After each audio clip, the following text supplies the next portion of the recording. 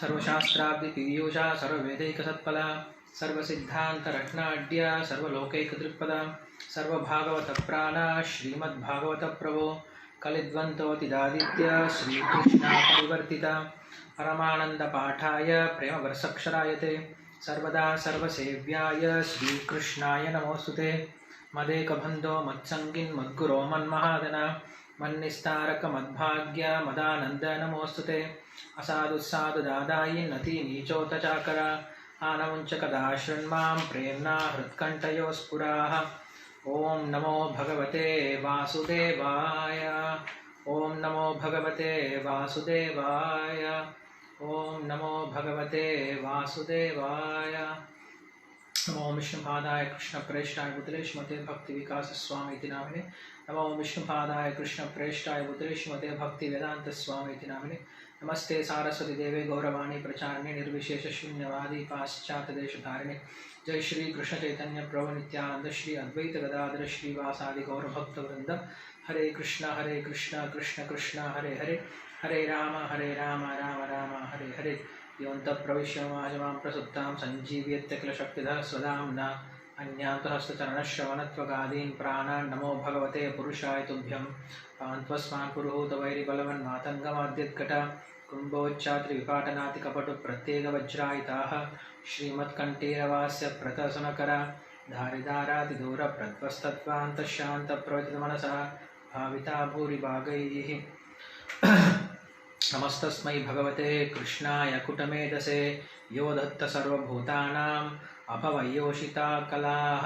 कृष्णवर्णं त्विषा कृष्णं साङ्गोपाङ्गस्त्रपार्षदं यज्ञै संकीर्तनप्रायै यजन्ति सुमेधसः। मुकादविन्दनिस्यन्द मरन्द भरतुन्दिला मदानन्दं मुकुन्दस्य सन्दुग्धं वेणुकाकिल। श्रीचैतन्यमुखोद्गीर्ण हरे कृष्णेति वर्णकाः मज्जयन्तो जगत्प्रेमी विजयन्तं तत् आह्वयाः। हरे कृष्ण। எல்லாருக்கும் நமஸ்காரம். ஸோ 2 நாளாக வர முடியல. 2 நாளாக வந்து இன்டர்நெட் கனெக்ஷன் சரியால்லாதனால 2 நாள் கிளாஸ் எடுக்க முடியல. மறுபடியும் நம்மளுடைய இந்த லகுபாகவதாமிரத்தினுடைய உரையாடல்கள் நம்ம இங்கே ஆரம்பிக்கலாம். ஸோ ஜஸ்ட் ஒரு பேக்கப் காசுரம். நேற்று போன வகுப்பில் இது வரைக்கும் பார்த்துருந்தோம் அப்படின்னா பகவானுடைய 3 முக்கியமான அவதாரங்கள், 3 முக்கியமான பிரிவுகளை பார்த்தோம். ஒன்று ஸ்வயம் ரூபா, இன்னொன்று ததேகாத்மக ரூபா, மூன்றாவது ஆவேஷம். ஸோ ஸ்வயம் ரூபா அப்படிங்கிறது சாக்ஷாத் கிருஷ்ணரே, அது நம்ம சொல்லியிருந்தோம். அந்த ஸ்வயம் ரூபத்தை பற்றி ரூப கோஸ்வாமி தன்னுடைய 5வது அத்தியாயத்தில் பேச போகிறார். 5வது அத்தியாயம் அப்படிங்கிறது தான் இந்த லகு பாகவதாமிரத்திலேயே மிகவும் பெரிய அத்தியாயமாக இருக்க போகுது. ஸோ அந்த 5வது அத்தியாயத்தில் ஸ்வயம் ரூபா அப்படின்னு சொல்லக்கூடிய கிருஷ்ணருடைய அந்த முழுமுதற் தன்மையை பற்றி பேசுவார். அதுக்கப்புறம் பேசக்கூடியது அவர் ததேகாத்மக ரூபம் பற்றி பேசினார். ஸோ ததேகாத்மக ரூபம் அப்படிங்கிறது 2 வகைப்படும். ஒன்று விலாச, இன்னொன்று ஸ்வாம்ஷ அப்படின்ட்டு. ஸோ ஸ்வாம்ஷ அப்படின்னா என்ன, விலாசா அப்படின்னா என்ன அப்படிங்கிறதுக்கான டெஃபினேஷன் பார்த்தோம். அதுக்கப்புறம் அந்த விலாசத்தை பற்றி பார்த்து முடிச்ச பின்னாடி அந்த விலாசத்துக்கு நிறைய விலாசம் இருக்கும், நிறைய விலாசங்கள் அந்த விலாசத்துலேருந்து தோன்றும் அப்படின்னு சொல்லி பார்த்தோம். அதுக்கப்புறம் ஸ்வாம்ஷ ரூபத்தை பற்றி பார்த்தோம். ஸோ அந்த ஸ்வாம்ஷ ரூபத்தை பற்றி பார்த்துட்டு இருக்கும்போது அங்கே ஒரு கேள்வி வந்துச்சு, அம்ச அம்ஷி அப்படின்ட்டு. யார் அம்ஷ யார் அம்ஷி, அம்சத்துலேருந்து அம்ஷி தோன்றுது அப்படின்னு சொல்லி சொல்லும்போது அதுக்கு மத்வாச்சாரியார் வந்து ஒரு எதிர்ப்பு சொல்கிறார். என்ன சொல்கிறார் அப்படின்னா, பகவானுடைய எல்லா விதமான ரூபத்துக்கும் பூர்ணத்துவம் இருக்குது. ஸோ பகவானுடைய எல்லா ரூபமும் ஒரே போன்றது தான், அதில் வந்து எந்த தாரதமியமும் இருக்கக்கூடாது. தாரதமியம் அப்படின்னா கிரடேஷன்ஸ் இருக்கக்கூடாது, எந்த பிரிவினையும் இருக்கக்கூடாது அப்படின்னு சொல்லிட்டு அவர் சொல்லக்கூடியதாக ஒரு வாக்கியம் பார்த்தோம். ஸ்வாப்யயாத் அப்படின்ற ஒரு வேதாந்த சூத்திரத்தை எடுத்து அவர் சொல்கிறார். ஸ்வாப்யயாத் அப்படின்னா எப்படி எல்லா விதமான பகவானுடைய ரூபங்களும் மறுபடியும் போய் அங்கேயே சேருதோ, ஸோ அப்போ அங்கே பகவானுடைய ரூபத்தில் எந்த வித வேறுபாடும் இருக்கக்கூடாது அப்படின்ற விஷயத்த அவர் சொல்கிறார்.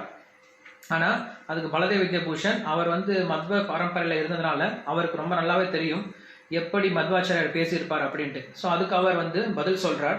மத்வாச்சாரியாரே வந்து என்ன பண்ணுறார், இந்த அம்ஷ அம்ஷி அப்படின்ற விஷயத்தை வந்து அவரும் எடுத்திருக்கார் அப்படின்றதுக்கு அந்த மத்வாச்சாரியருடைய ஒரு பாஷ்யத்தை எடுத்து, அதாவது வேதாந்த சூத்திரத்தினுடைய ஒரு பாஷ்யத்தை எடுத்து அவர் நிரூபிக்கிறார்.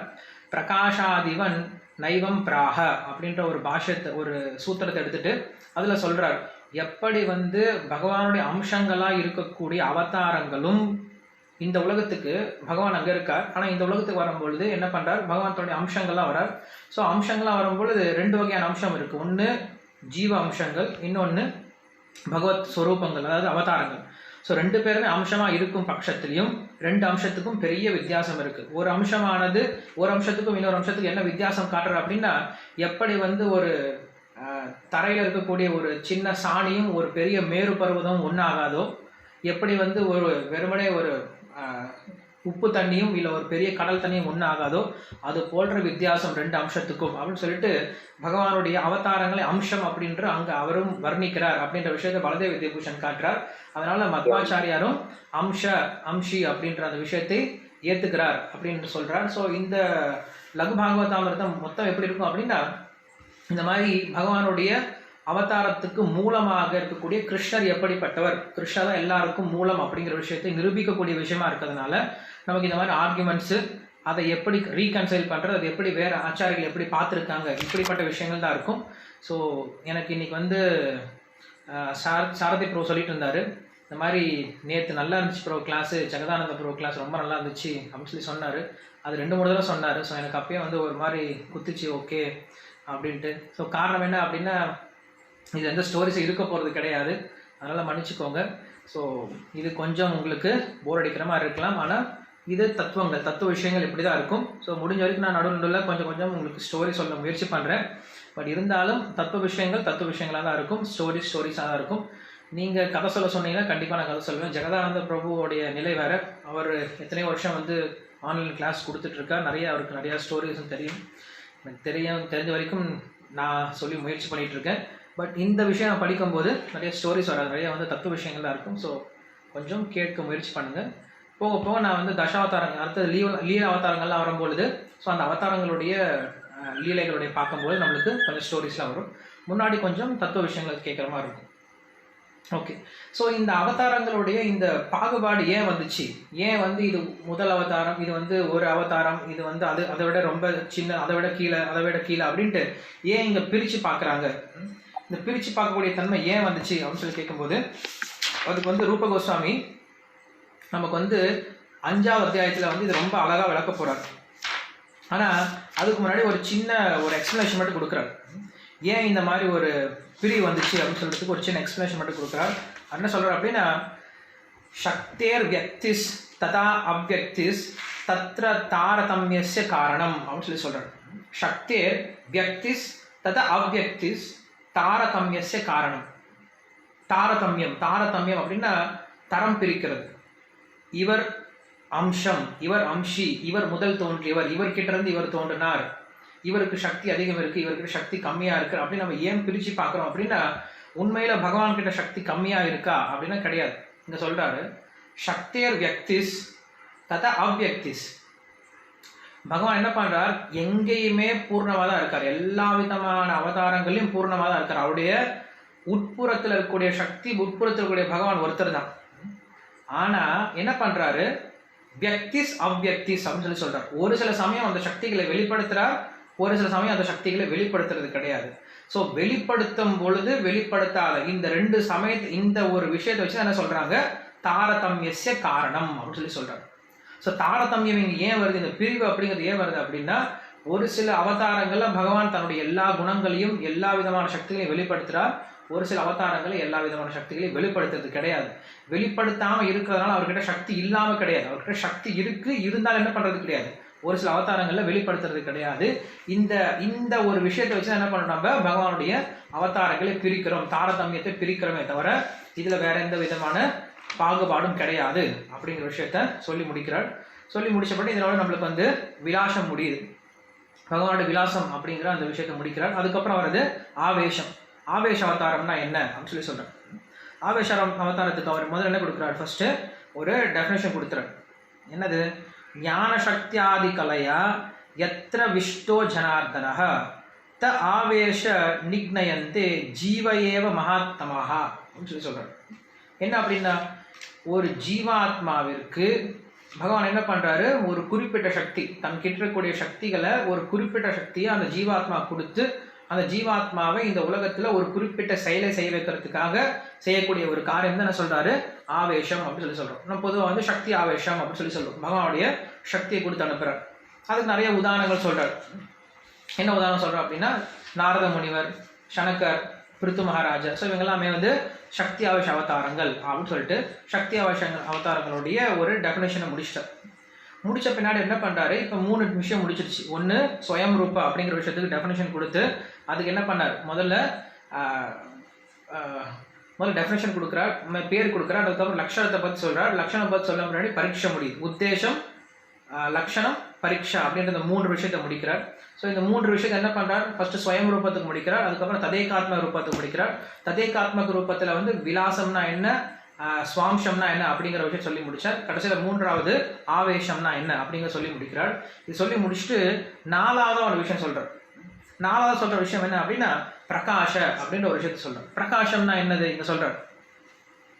பிரகாஷஸ்து ந பேதேஷு கண்யந்தே சஹினோ ந பிருதக் அப்படின்னு சொல்லி சொல்றார். அப்படின்னு என்னது, பிரகாஷம் அப்படின்னு என்னன்னு சொல்லி சொல்றார். இப்போ இந்த 3 விஷயம் இல்லாம பிரகாஷம் இன்னொரு விஷயம் இருக்கான். அப்படின்னு என்னது, பிரகாஷம் அப்படின்னா பகவானுடைய இப்ப பகவானுடைய ஸ்வரூபம், ஸ்வயரூபம் இருக்க, அதாவது நம்ம பார்க்கக்கூடிய பகவானுடைய ஸ்வரூபம் இருக்குன்னா அந்த ஸ்வரூபத்தையே என்ன பண்றாரு, பலவா விரிவங்கள் பண்றாரு, எந்த வித மாற்றமும் அடையாது.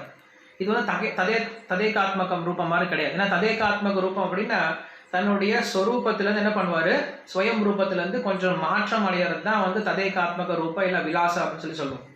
ஆனால் பிரகாஷ அப்படின்னா அந்த ஸ்வயம் ரூபத்தில் இருக்கக்கூடிய பகவான் என்ன பண்ணுறாரு, மாற்றம் அடைகிறார். அந்த ஸ்வயம் ரூபத்தில் இருக்கக்கூடிய பகவானை மாற்றம் அடைகிறார். மாற்றம்னா பல்வேறு ரூபங்கள் எடுக்கிறார். அதான் இங்கே சொல்கிறார். என்ன சொல்கிறாரு, பிரகாஷஸ்து ந பேதேஷு கண்யந்தே சஹி ந பிருதக் அப்படின்னு சொல்லி சொல்றார். இங்க வந்து எந்த பேதம் கிடையாது. பிரகாஷஸ்து ந பேதேஷு அப்படின்னு சொல்லி சொல்றாரு. பிரகாசத்துக்கும் பகவானுடைய அந்த ஸ்வயம் ரூபத்துக்கும் எந்த வித்தியாசம் கிடையாது. ரெண்டும் ஒண்ணுதான். இது பலவா உருவம் எடுக்கிறார். ஒரே பகவான், ஒரே ரூபத்துல உடைய பகவான் பல்வேறு ரூபங்கள்ல எடுக்கிறார் அப்படின்னு சொல்லி சொல்றார். ஒரு உதாரணம் அதுக்கு சொல்றார். என்ன உதாரணம் சொல்றார் அப்படின்னா, துவாரகையில் இருக்கக்கூடிய கிருஷ்ணருடைய உதாரணம் சொல்றார். துவாரக கிருஷ்ணர் அங்க சொல்லும் போது, துவாரகையோட கிருஷ்ணரை பற்றி சொல்லும் போது பாகவத்துல அங்க துவாரகையோட கூடிய கிருஷ்ணரை பற்றி சொல்லும் போது என்ன சொல்றாரு, அஹோமூர்த்த ஏகஸ்மின்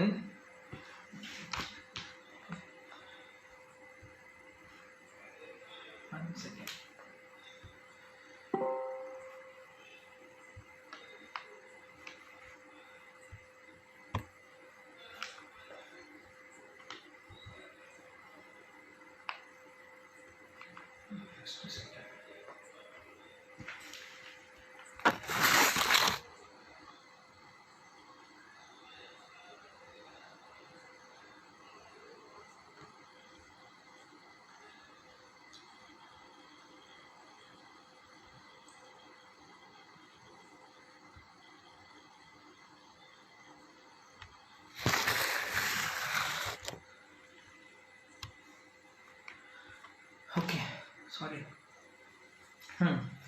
ஸோ அந்த கிருஷ்ணர், துவாரகையில் இருக்கக்கூடிய கிருஷ்ணர் வந்து பிரகாஷ ரூபத்துக்கு வந்து உதாரணம் கொடுக்குறார்.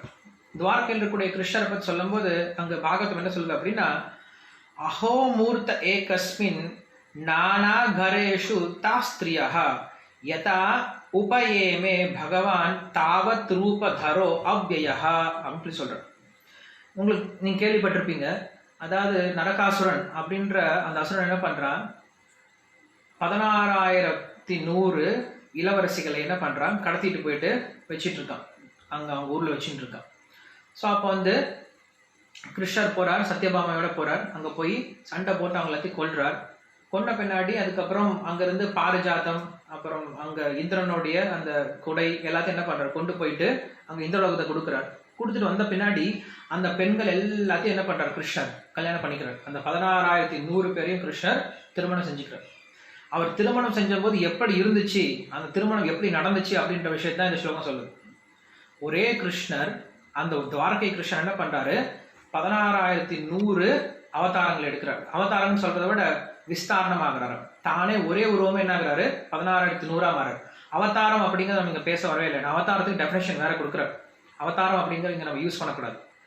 அவதாரத்துக்கு டெஃபினேஷன் வேற. இங்க என்ன பண்றாரு, ஒரே கிருஷ்ணர் தானே என்ன பண்றாரு, எந்தவித மாற்றமும் இல்லாம, உடல்ல எந்தவித மாற்றமும் அடையாம, இப்ப மற்ற அவதாரங்கள் அப்படின்னா உடல் மாற்றம், உடல்ல மாற்றம் இருக்கும், அவருடைய மனநிலை மாற்றம் இருக்கும். அதான் நம்ம பார்த்தோம். ததேகாத்மக ரூபம் அப்படின்னா அங்க வந்து அவருடைய மனநிலைமையில மாற்றம் இருக்கும், அவருடைய உடல்ல மாற்றம் இருக்கும். ஆனா இந்த பிரகாச ரூபத்துல மட்டும் என்ன ஆகாது, உடல்ல எந்த மாற்றமும் இருக்காது, மனநிலைமை எந்த மாற்றமும் இருக்காது. ஒருத்தர் என்ன பண்றாரு, பல்வேறு ரூபங்கள் எடுக்கிறார். என்ன பண்றாரு, கிருஷ்ணர் அவ்வளவு ரூபங்கள் எடுக்கிறார். இன்னும் சொல்ல போனோம் அப்படின்னா அதுல இன்னும் நிறைய சுவாரஸ்யமான விஷயங்கள் சொல்லப்பட்டிருக்கு. என்னன்னா இப்ப வந்து ஒரு டேட் கொடுத்துட்டார், கிருஷ்ணர் கொடுத்துட்டார், 16,100 பேரையும் நான் திருமணம் பண்ணிக்கிறேன் அப்படின்னு சொல்லி டேட் கொடுத்துட்டார். கொடுத்த பின்னாடி இப்ப 16,100 திருமணம் நடக்கணும். ஸோ அதுக்கு 16,100 வீடு வேணும் முதல்ல, இல்லை கல்யாண மண்டபம் வேணும். ஸோ என்ன பண்றாரு, உடனே கூப்பிட்றாரு, விஸ்வகர்மா கூப்பிட்றாரு. கூப்பிட்டு துவாரகையில 16,100 வீடு கட்ட சொல்றாரு. உடனே அவர் 16,100 பெரிய பெரிய மாளிகை கட்டிட்டார். கட்டின பின்னாடி என்ன பண்றாரு, அந்த இடத்துல அந்த பொண்ணு எல்லாம் வந்து சேர்ந்துட்டாங்க. வந்து சேர்ந்த பின்னாடி இப்ப என்ன பண்ணும், அந்த 16,108 வீட்லயும் ஃபர்ஸ்ட் அந்த கல்யாணம் பண்றதுக்கு ஒரு அர்ச்சகர் வேணும்.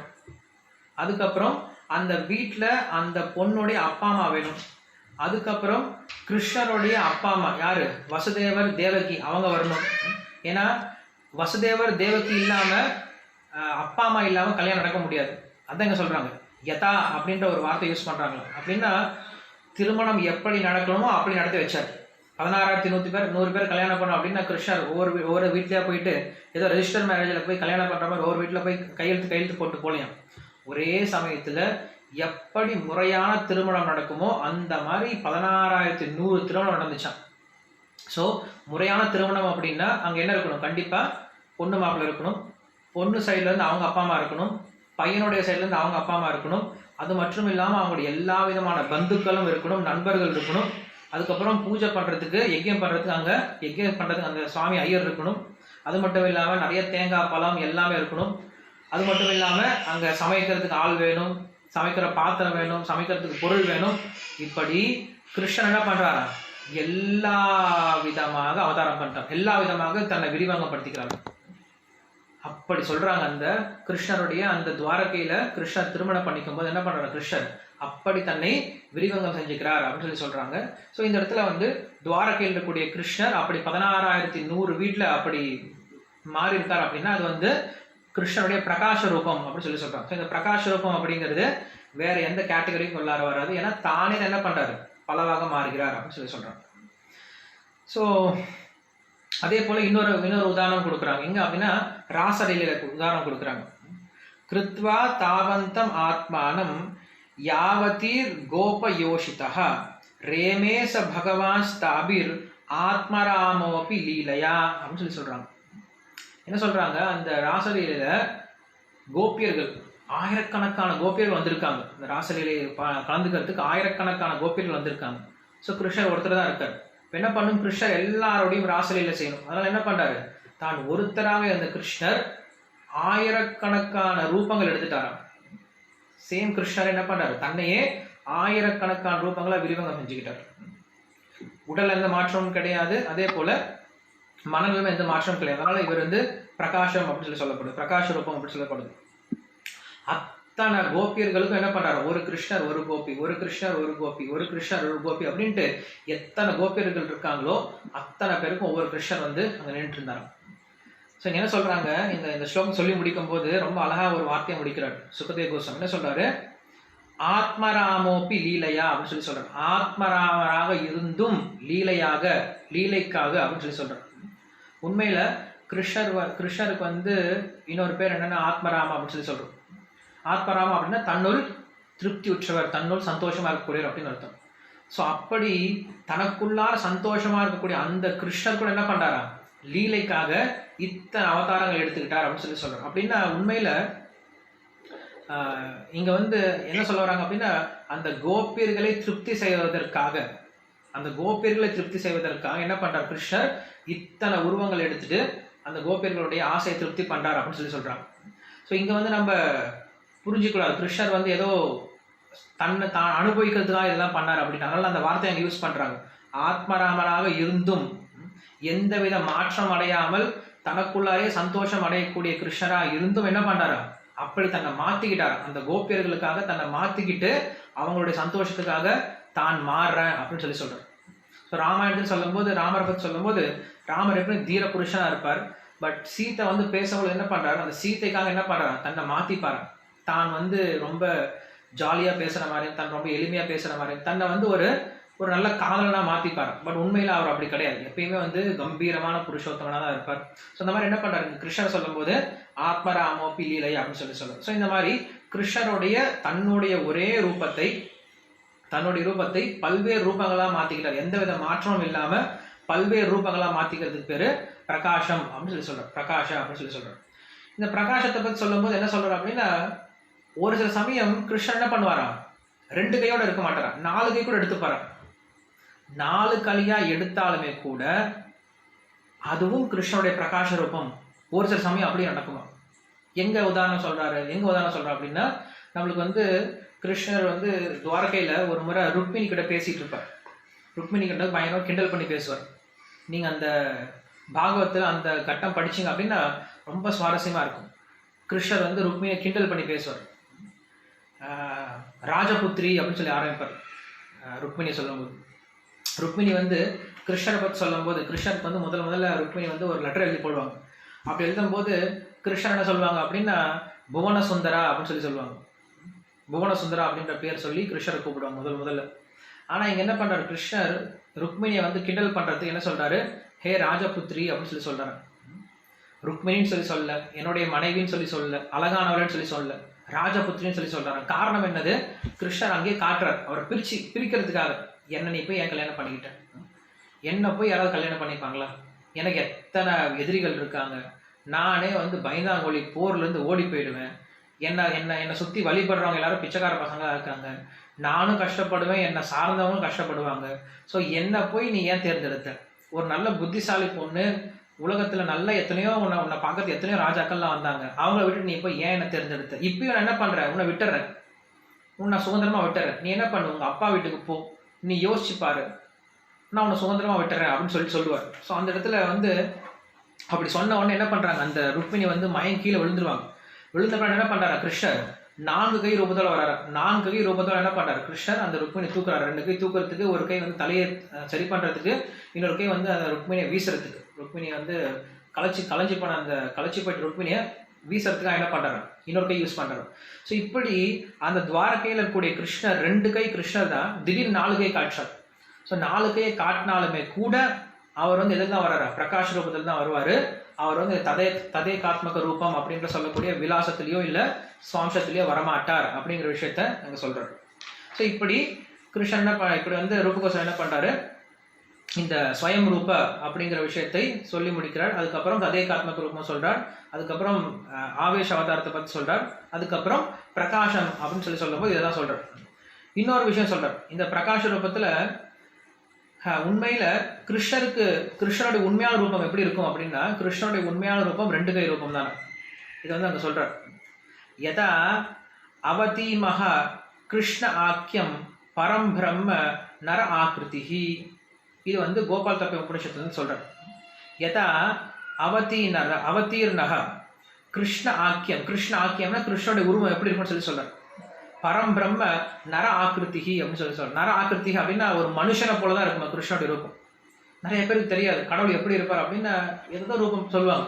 ஆனா உண்மையில கடவுள் எப்படி இருப்பார் அப்படின்னா, நம்ம கிருஷ்ணர் எப்படி இருக்கார் அப்படின்னா நர ஆக்கிருத்திகி. உண்மையில கிருஷ்ணருக்கு 2 கை ரூபம் தான் ரொம்ப பிடிக்குமா. ஸோ அதே போல கிருஷ்ணனுடைய பிறப்பை பத்தி சொல்றாங்க. கிருஷ்ணனுடைய பிறப்பை பத்தி சொல்லும் போது, கிருஷ்ணர் பிறக்கும் பொழுது எப்படி இருக்காரு, ஸ்வயம் ரூபத்தோட தான் பிறக்கிறார். ஆனா பிறக்கும் பொழுது 4 கையோட தான் பிறக்கிறார். நீங்க பாத்தீங்கன்னா அந்த பாகவத்துல கிருஷ்ணருடைய பிறப்பை பத்தி சொல்லும் போது என்ன சொல்றாங்க, தத்புதம் பாலகம் மன்யம் அம்புதேக்ஷணம் அப்படின்னு சொல்லுவாங்க. தத் அத்புதம் பாலகம் அம்புதேக்ஷணம் அப்படின்னு சொல்றாங்க. அத்புதம் பாலகம், கிருஷ்ணர் பிறக்கும் போது ரொம்ப அற்புதமா பிறந்தாரு. எப்படி பிறந்தாரு, சதுர்புஜம். கிருஷ்ணர் பிறக்கும் போது சின்ன குழந்தை 4 கையோட பிறக்கிறாங்க. சங்க கதாயுதாயுதம், அவர் கையில என்ன பண்றாரு, சங்கு சக்கரம் கதாயுதம், 4 கையிலையும் 4 ஆயுதங்களை கொண்டு வராங்க. எப்ப? சின்ன குழந்தையா இருக்கும்போது. அப்புறம் ஸ்ரீவத்ச, அவருடைய நெஞ்சில ஸ்ரீவத்சம் அப்படிங்கிற இருக்க.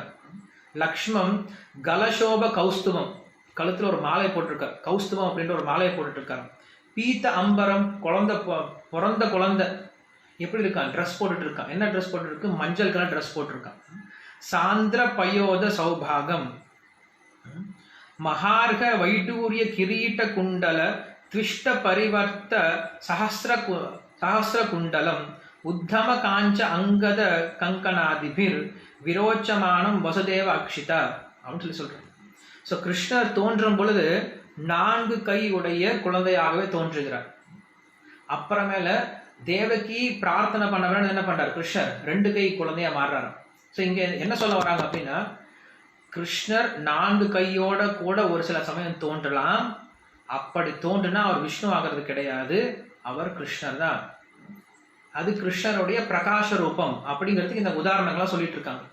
ஸோ நம்ம ஒவ்வொரு ரூபங்களா போயிட்டு இருக்கோம். கிருஷ்ணருடைய ஒவ்வொரு ரூபத்தை என்ன பண்றோம்? விளக்கிட்டு அந்த ஒவ்வொரு ரூபத்தில் இருக்கக்கூடிய ஜென்ரல் ரூல், அந்த ஒவ்வொரு ரூபத்துக்கு இருக்கக்கூடிய எக்ஸப்ஷனல்ஸ்லாம் எதெல்லாம் இருக்கு அப்படிங்கிற விஷயத்தை என்ன பண்றாரு? தரவா கொண்டுட்டு போறாரு ரூப கோஸ்வாமி. ரூப கோஸ்வாமி கிருஷ்ணரை பத்தி அவ்வளவு இன்ச் பை இன்ச்சா என்ன பண்றாரு? நம்மளுக்கு சொல்லிக் கொடுக்க முயற்சி பண்றாரு. ஏன்னா கிருஷ்ண பக்தர்களா இருக்கக்கூடிய நம்ம எல்லாருமே இதை பத்தி கேட்டு தெரிஞ்சுக்கிறதுக்கு ஆர்வமா இருப்போம் அப்படின்ற அவர் நம்பிக்கையில் என்ன பண்றாரு? இவ்வளவு சொல்லி கொடுத்துட்டு இருக்காரு. ஸோ நம்ம உண்மையாலுமே கிருஷ்ண பக்தர்களா இருந்தாலும் என்ன பண்ணுவோம்? கிருஷ்ணனுடைய இந்த மாதிரி அவருடைய ரூபங்களை பத்தி என்ன பண்ணுவோம்? இன்ச் பை இன்ச் படிச்சு தெரிஞ்சுக்கணும். அதான் அவர் எதிர்பார்க்கறாங்க நம்ம கிட்ட இருந்து. ஸோ அப்படி என்ன பண்றாரு? கிருஷ்ணர் பிறக்கும் பொழுதே அப்படி ஒரு ரூபத்தோட பிறந்தாரா, அதான் சொல்றாரு தம் அத்புதம் பாலகம் அம்புதேக்ஷணம் அப்படின்னு சொல்றாரு. அதனால 4 கையுடைய கிருஷ்ணனா பிறந்தாலும் கூட அவர் எப்படிப்பட்டவர்தான்? ஸ்வயம் ரூபதான் அப்படின்னு சொல்றாரு. அதனால ஸ்வயம் ரூபரான கிருஷ்ணருக்கு என்னைக்குமே 2 கை தான் இருக்குமா. 2 கை உடைய கிருஷ்ணரை பத்தி தான் எல்லா உபனிஷத்தும் சொல்லுது நம்மளுக்கு. இங்க ஒரு உபனிஷத்தை மறுபடியும் சொல்றார். கோபால் தப்பனி உபனிஷத் அப்படின்ற ஒரு உபனிஷத்தை சொல்றார் கிருஷ்ணனுடைய ரூபம் எப்படி இருக்கும் அப்படின்ட்டு. சத் புண்டரீக நயனம் மேகாபியாம் வைதுத்யாம்பரம் த்விபுஜம், கிருஷ்ணரை சொல்லும்போது த்விபுஜம் அப்படின்னு சொல்றாங்க. ஸோ கிருஷ்ணருக்கு என்னைக்குமே எப்படி இருக்குமா? சத் புண்டரீக நயனம், நன்கு தாமரை போன்ற கண்கள் இருக்கும். அதே போல த்விபுஜம் அப்படின்னு சொல்றாங்க. அதனால முழுமுதற் கடவுள் பகவான் அப்படின்னா அவருக்கு 2 கை உடையவர் தான் பகவான். 2 கை உடைய கிருஷ்ணர் தான், அந்த மனித ரூபத்தில் இருக்கக்கூடிய கிருஷ்ணர் தான் ஸ்வயம் பகவான், ஸ்வரூபம் கூடிய அந்த பகவான் அப்படின்னு சொல்றாரு. மௌனமுத்ராத்யாம் வனமாலிம் ஈஸ்வரம், மௌன முத்திரத்தில் இருப்பார். ஸோ இப்படி கை வச்சுட்டு இருப்பார் கிருஷ்ணர், இப்படி கை வச்சுட்டு இருப்பார். இது மௌன முத்திரை. இந்த முத்திரையை வச்சுட்டு உட்காந்துட்டு இருப்பாரா. வனமாலிம் ஈஸ்வரம், இந்த முத்திரையானது எங்க காட்டுவார் அப்படின்னா, கடைசியில துவாரகையில எல்லா விதமான யாதவர்களையும் லீலையை முடிச்சு அவங்களை அமுச்சு விட்டுட்டு உத்தவருக்கு உபதேசம் கொடுக்கும் போது இந்த மாதிரி கிருஷ்ணர் உட்காந்துட்டு இருப்பார். கிருஷ்ணர் ஒரு மரத்துக்கையில் உட்காந்துட்டு இருக்கும் போது இந்த மாதிரி மௌன முத்திரையில உட்காந்துட்டு இருப்பார். அது உபதேசம் கொடுக்கக்கூடிய முத்திரையில உட்காந்துருப்பார். இந்த ஸ்லோகமானது கோபால் தப்பனி உபநிஷத்துல சொல்லப்பட்டிருக்கு. ஸோ இந்த மாதிரி இந்த ஸ்லோகம் எங்க என்ன சொல்லி முடிக்கிறார் அப்படின்னா, இந்த பிரகாஷ் ரூபம் அப்படிங்கிறது கிருஷ்ணருடைய சுயம் ரூபம் தான். அது வேற எந்த அவதாரத்துக்கே வராது அப்படிங்கிற விஷயத்த நம்மளுக்கு ரொம்ப தெளிவா சொல்றார். அதே போல கிருஷ்ணருடைய ரூபம் அப்படின்னா அது 2 கை ரூபம் தான். 2 கை உடைய கிருஷ்ணர் தான் உண்மையான கிருஷ்ணருடைய ரூபம். ஒரு சில சமயம் லீலைக்காக என்ன பண்றார்? 4 கையில் எடுத்துப்பார் அப்படிங்கிற விஷயத்த நம்மளுக்கு தெளிவா சொல்லி முடிக்கிறார். சொல்லி முடிச்சு என்ன சொல்றாரு? இந்த நம்ம மேல சொன்ன இந்த ஸ்வரூபம், ததேகாத்மக ரூபம், ஆவேசம், இது எல்லாருமே எங்க இருப்பாங்களா? வைகுண்டத்துல இருப்பாங்களா. இவங்க எல்லாத்துக்கும் வைகுண்டத்துல தனித்தனி லோகம் இருக்கான். நம்மளுக்கு இங்கதான் பாக்குறோம். வைகுண்டம் அப்படிங்கிறது ஒரே ஒரு வைகுண்டம் தான் நம்ம நினைச்சிட்டு இருக்கோம் மற்ற சம்பிரதாயத்துல. ஆனா நம்ம சம்பிரதாயத்தை பிரகாரம் வைகுண்ட லோகம் அநேக வைகுண்ட லோகங்கள் இருக்கு. ஒவ்வொரு வைகுண்ட லோகத்திலையும் பகவான் எப்படி இருக்காரு? ஒவ்வொரு ரூபத்தில் இருக்காரு. அதாவது இங்க வரக்கூடிய அவதாரங்கள் எதுவுமே இப்பதான் தோன்றின அவதாரம் அப்படிங்கிறது கிடையாது. ராம அவதாரம் அப்படின்னா இப்பதான் ராமர் தோன்றினார், அதுக்கு முன்னாடி ராமர் கிடையாது அப்படிங்கிறது கிடையாது. ராமர் என்னைக்குமே இருந்துட்டு தான் இருக்கார். ராமருடைய ரூபம் என்னைக்குமே வைகுண்டத்தில் இருந்துட்டு தான் இருக்கு. அவருடைய அயோத்தியா தாம் இருக்கு, அந்த அயோத்தியா தாம்ல ராமர் என்னைக்கும் அங்க இருந்துட்டு தான் இருக்காரு. ஸோ அதே போல ஒவ்வொரு அவதாரங்களும், நம்ம எந்த அவதாரங்கள் எடுத்துக்கிட்டாலும் இங்க பார்க்கக்கூடிய ஒவ்வொரு ரூபங்களும், எல்லா ரூபங்களும் நிரந்தரமான ரூபங்கள் தான். எந்த ரூபம் இப்பதான் வந்துச்சு, இதுக்கு முன்னாடி கிடையாது அப்படிங்கிறது கிடையாது. ஒவ்வொரு ரூபம் நிரந்தரமானது. அந்த ஒவ்வொரு ரூபத்துக்கும் அங்க வைகுண்ட லோகத்துல ஒரு இடம் இருக்கு. ஒவ்வொரு ரூபத்துக்கும் ஒரு வைகுண்ட லோகம் இருக்கு அப்படின்னு சொல்றாரு. அப்படி சொல்லும் பொழுது ஒரு சில ரூபத்துக்கு வைகுண்ட லோகத்துல அந்த வைகுண்டத்துல உலகம் கிடையாது. உதாரணத்துக்கு புருஷ அவதாரங்கள், காரண உதக சாய் விஷ்ணு, க்ஷீர உதக சாய் விஷ்ணு, கர்ப்போத சாய் விஷ்ணு, இவங்கெல்லாம் வந்து இந்த உலகத்திலே இருக்கக்கூடியவர்கள். அவங்களுக்குலாம் வந்து வைகுண்டத்து தனி உலகம் அப்படிங்கிறது கிடையாது.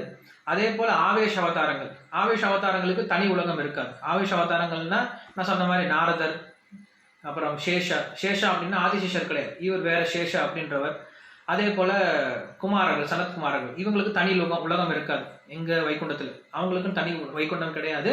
ஏதாவது வைகுண்டத்துல கண்டிப்பா அவங்க பகவான்கிட்ட இருந்து சேவை பண்ணிட்டு இருப்பாங்க. இப்படி பிரகாஷ ரூபம் அப்படிங்கிற விஷயத்த சொல்லி முடிக்கிறார். இதோட நம்மளுக்கு வந்து ஃபர்ஸ்ட் சாப்டர் முடியுது.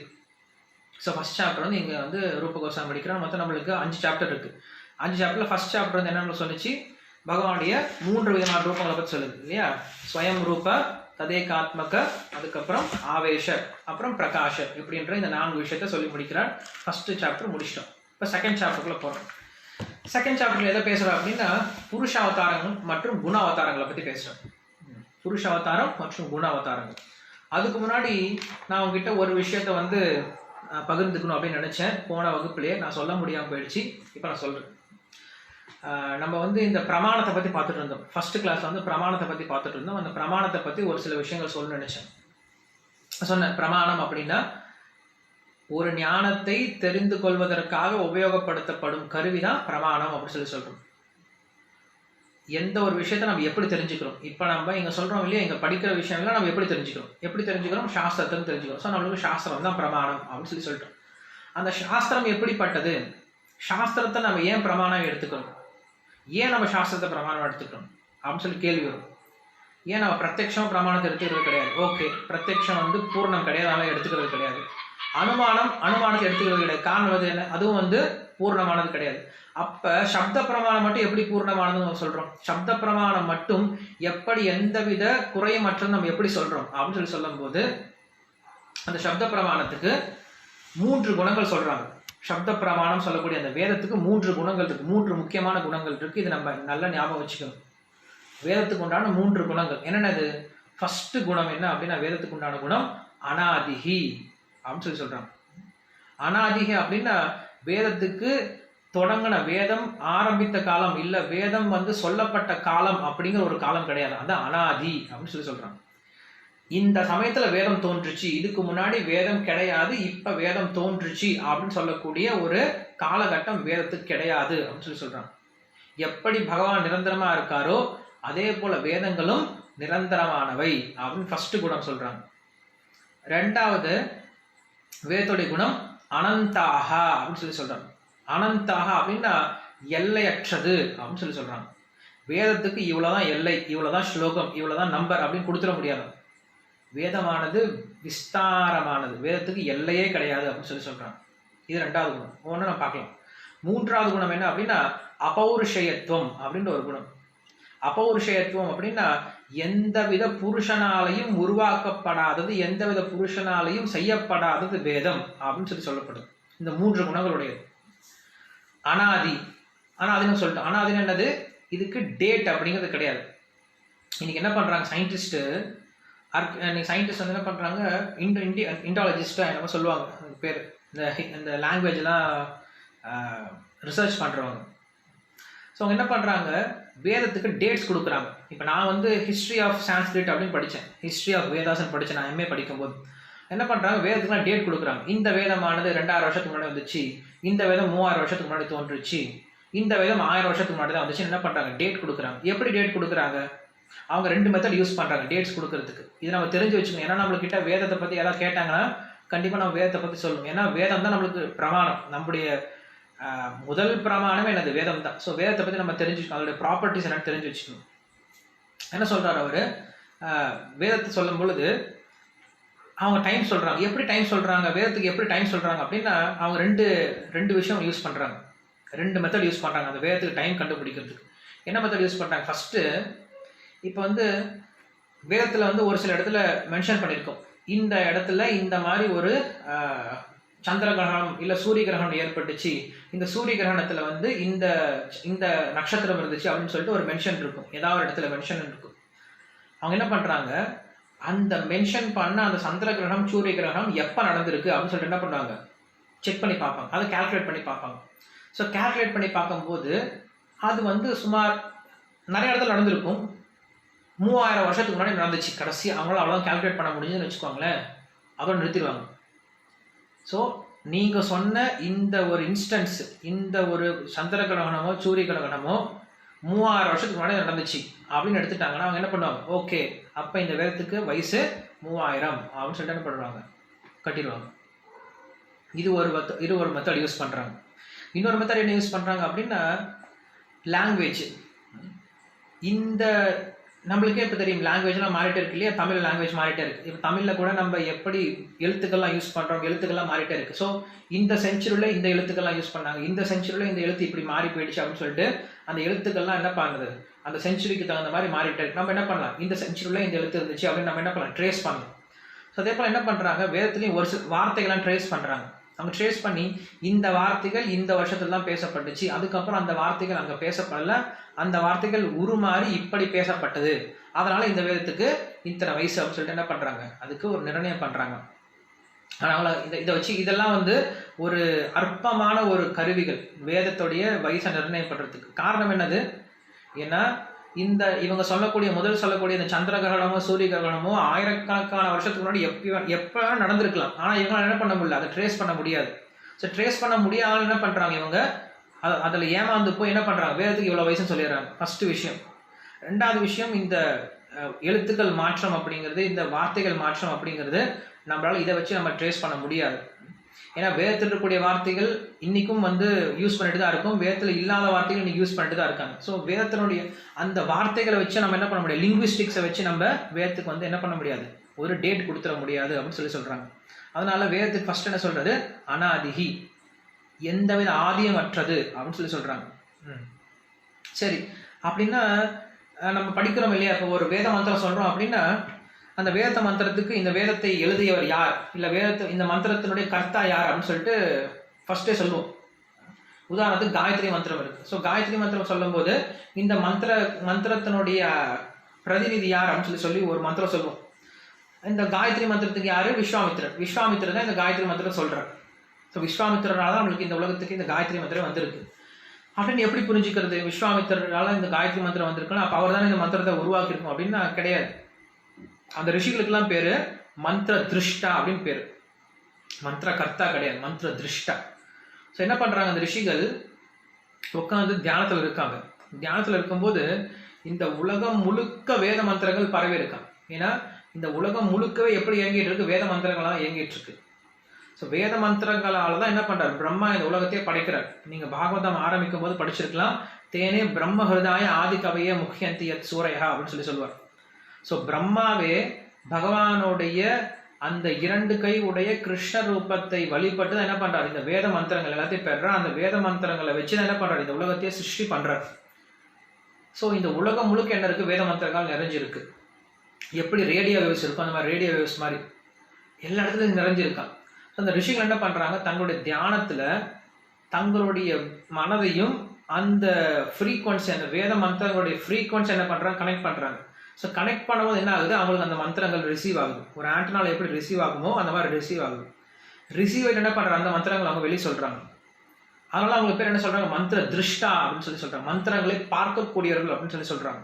மந்திரங்களை செய்தவர்கள் கிடையாது, அவங்க மந்திரங்களை பார்க்கக்கூடியவர்கள். அவ்வளவுதான். அவங்க என்ன பண்றாங்க, மந்திரங்களை கொடுக்குறாங்க. அப்படிப்பட்டவங்க தான் நம்ம ரிஷிகள். ஸோ அதனால்தான் எந்த ஒரு ரிஷிகளாலையும் இந்த மந்திரம் எழுதப்படலை.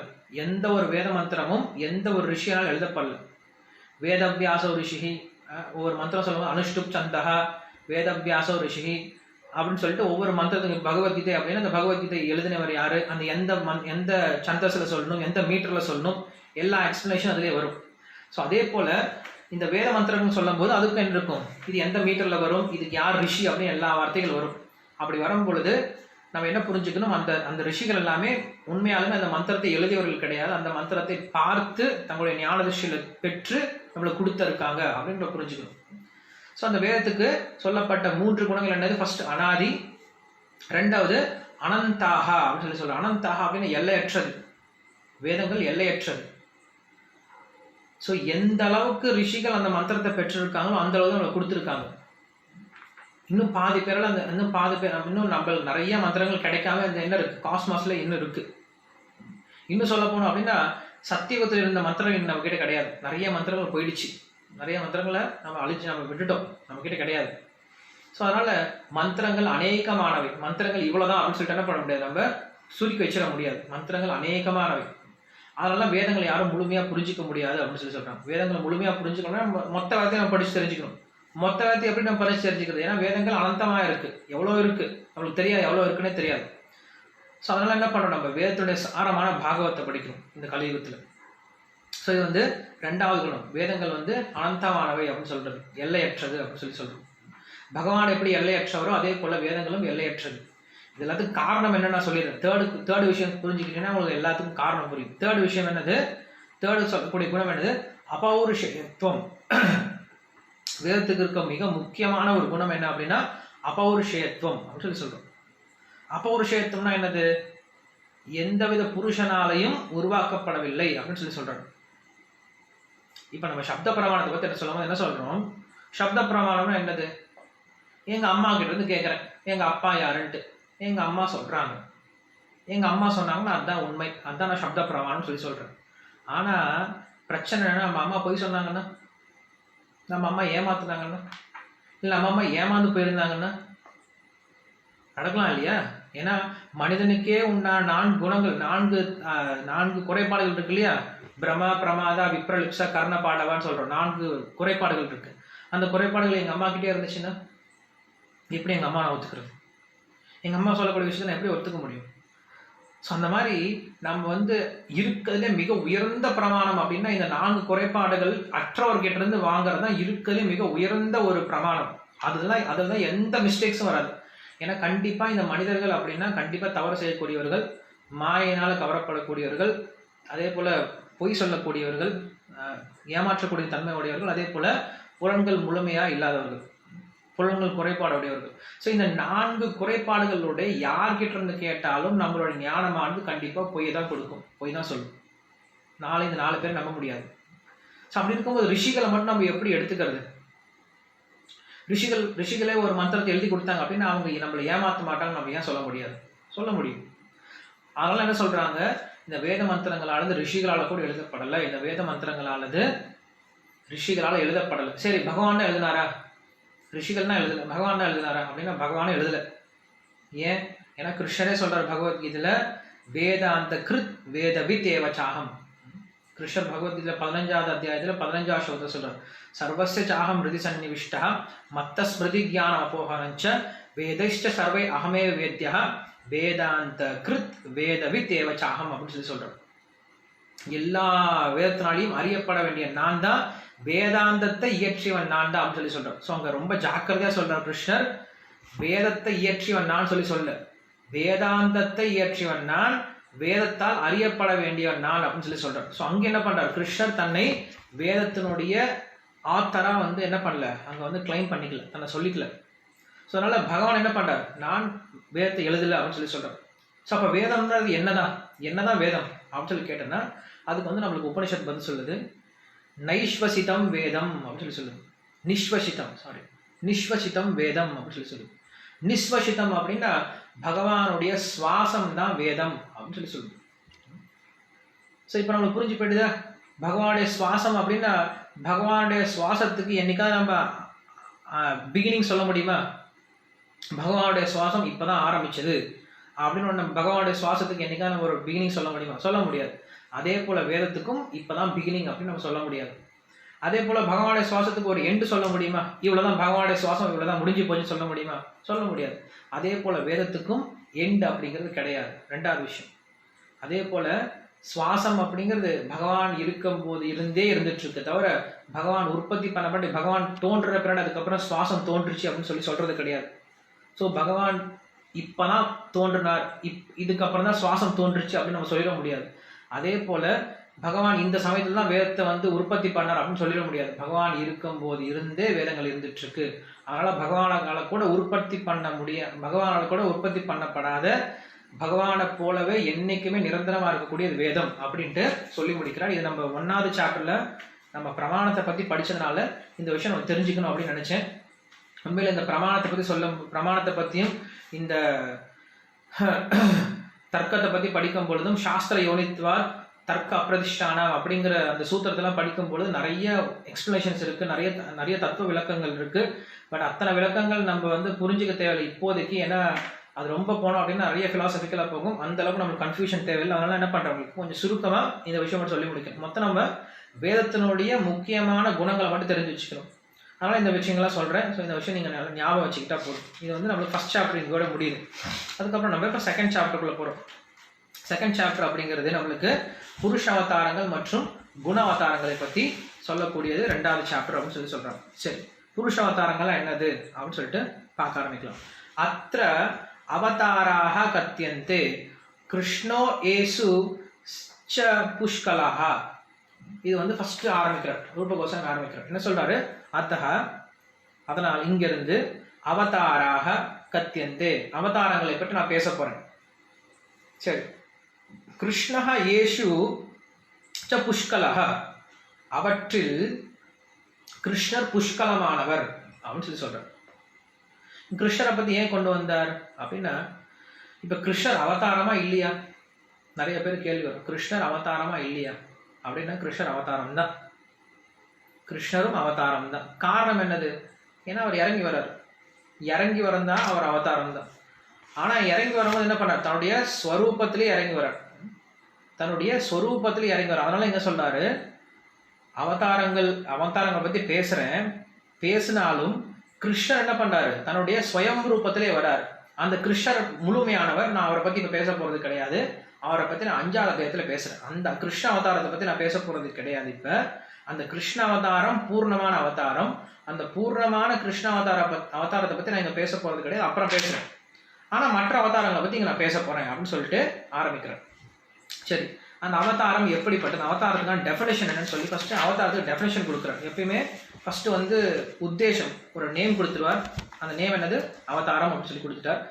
அந்த அவதாரத்துக்கு என்ன பண்ணணும்? ஃபர்ஸ்ட் ஒரு டெஃபினேஷன் கொடுக்கணும், லட்சணம் கொடுக்கணும். அதுக்கப்புறம் பரீட்சை, அந்த அவதாரத்தை ஒரு டெஃபினேஷன் கொடுத்து அந்த டெஃபினேஷன் ஃபிட் ஆகுதா அந்த அவதாரத்துக்குன்னு சொல்லி பார்க்கணும்.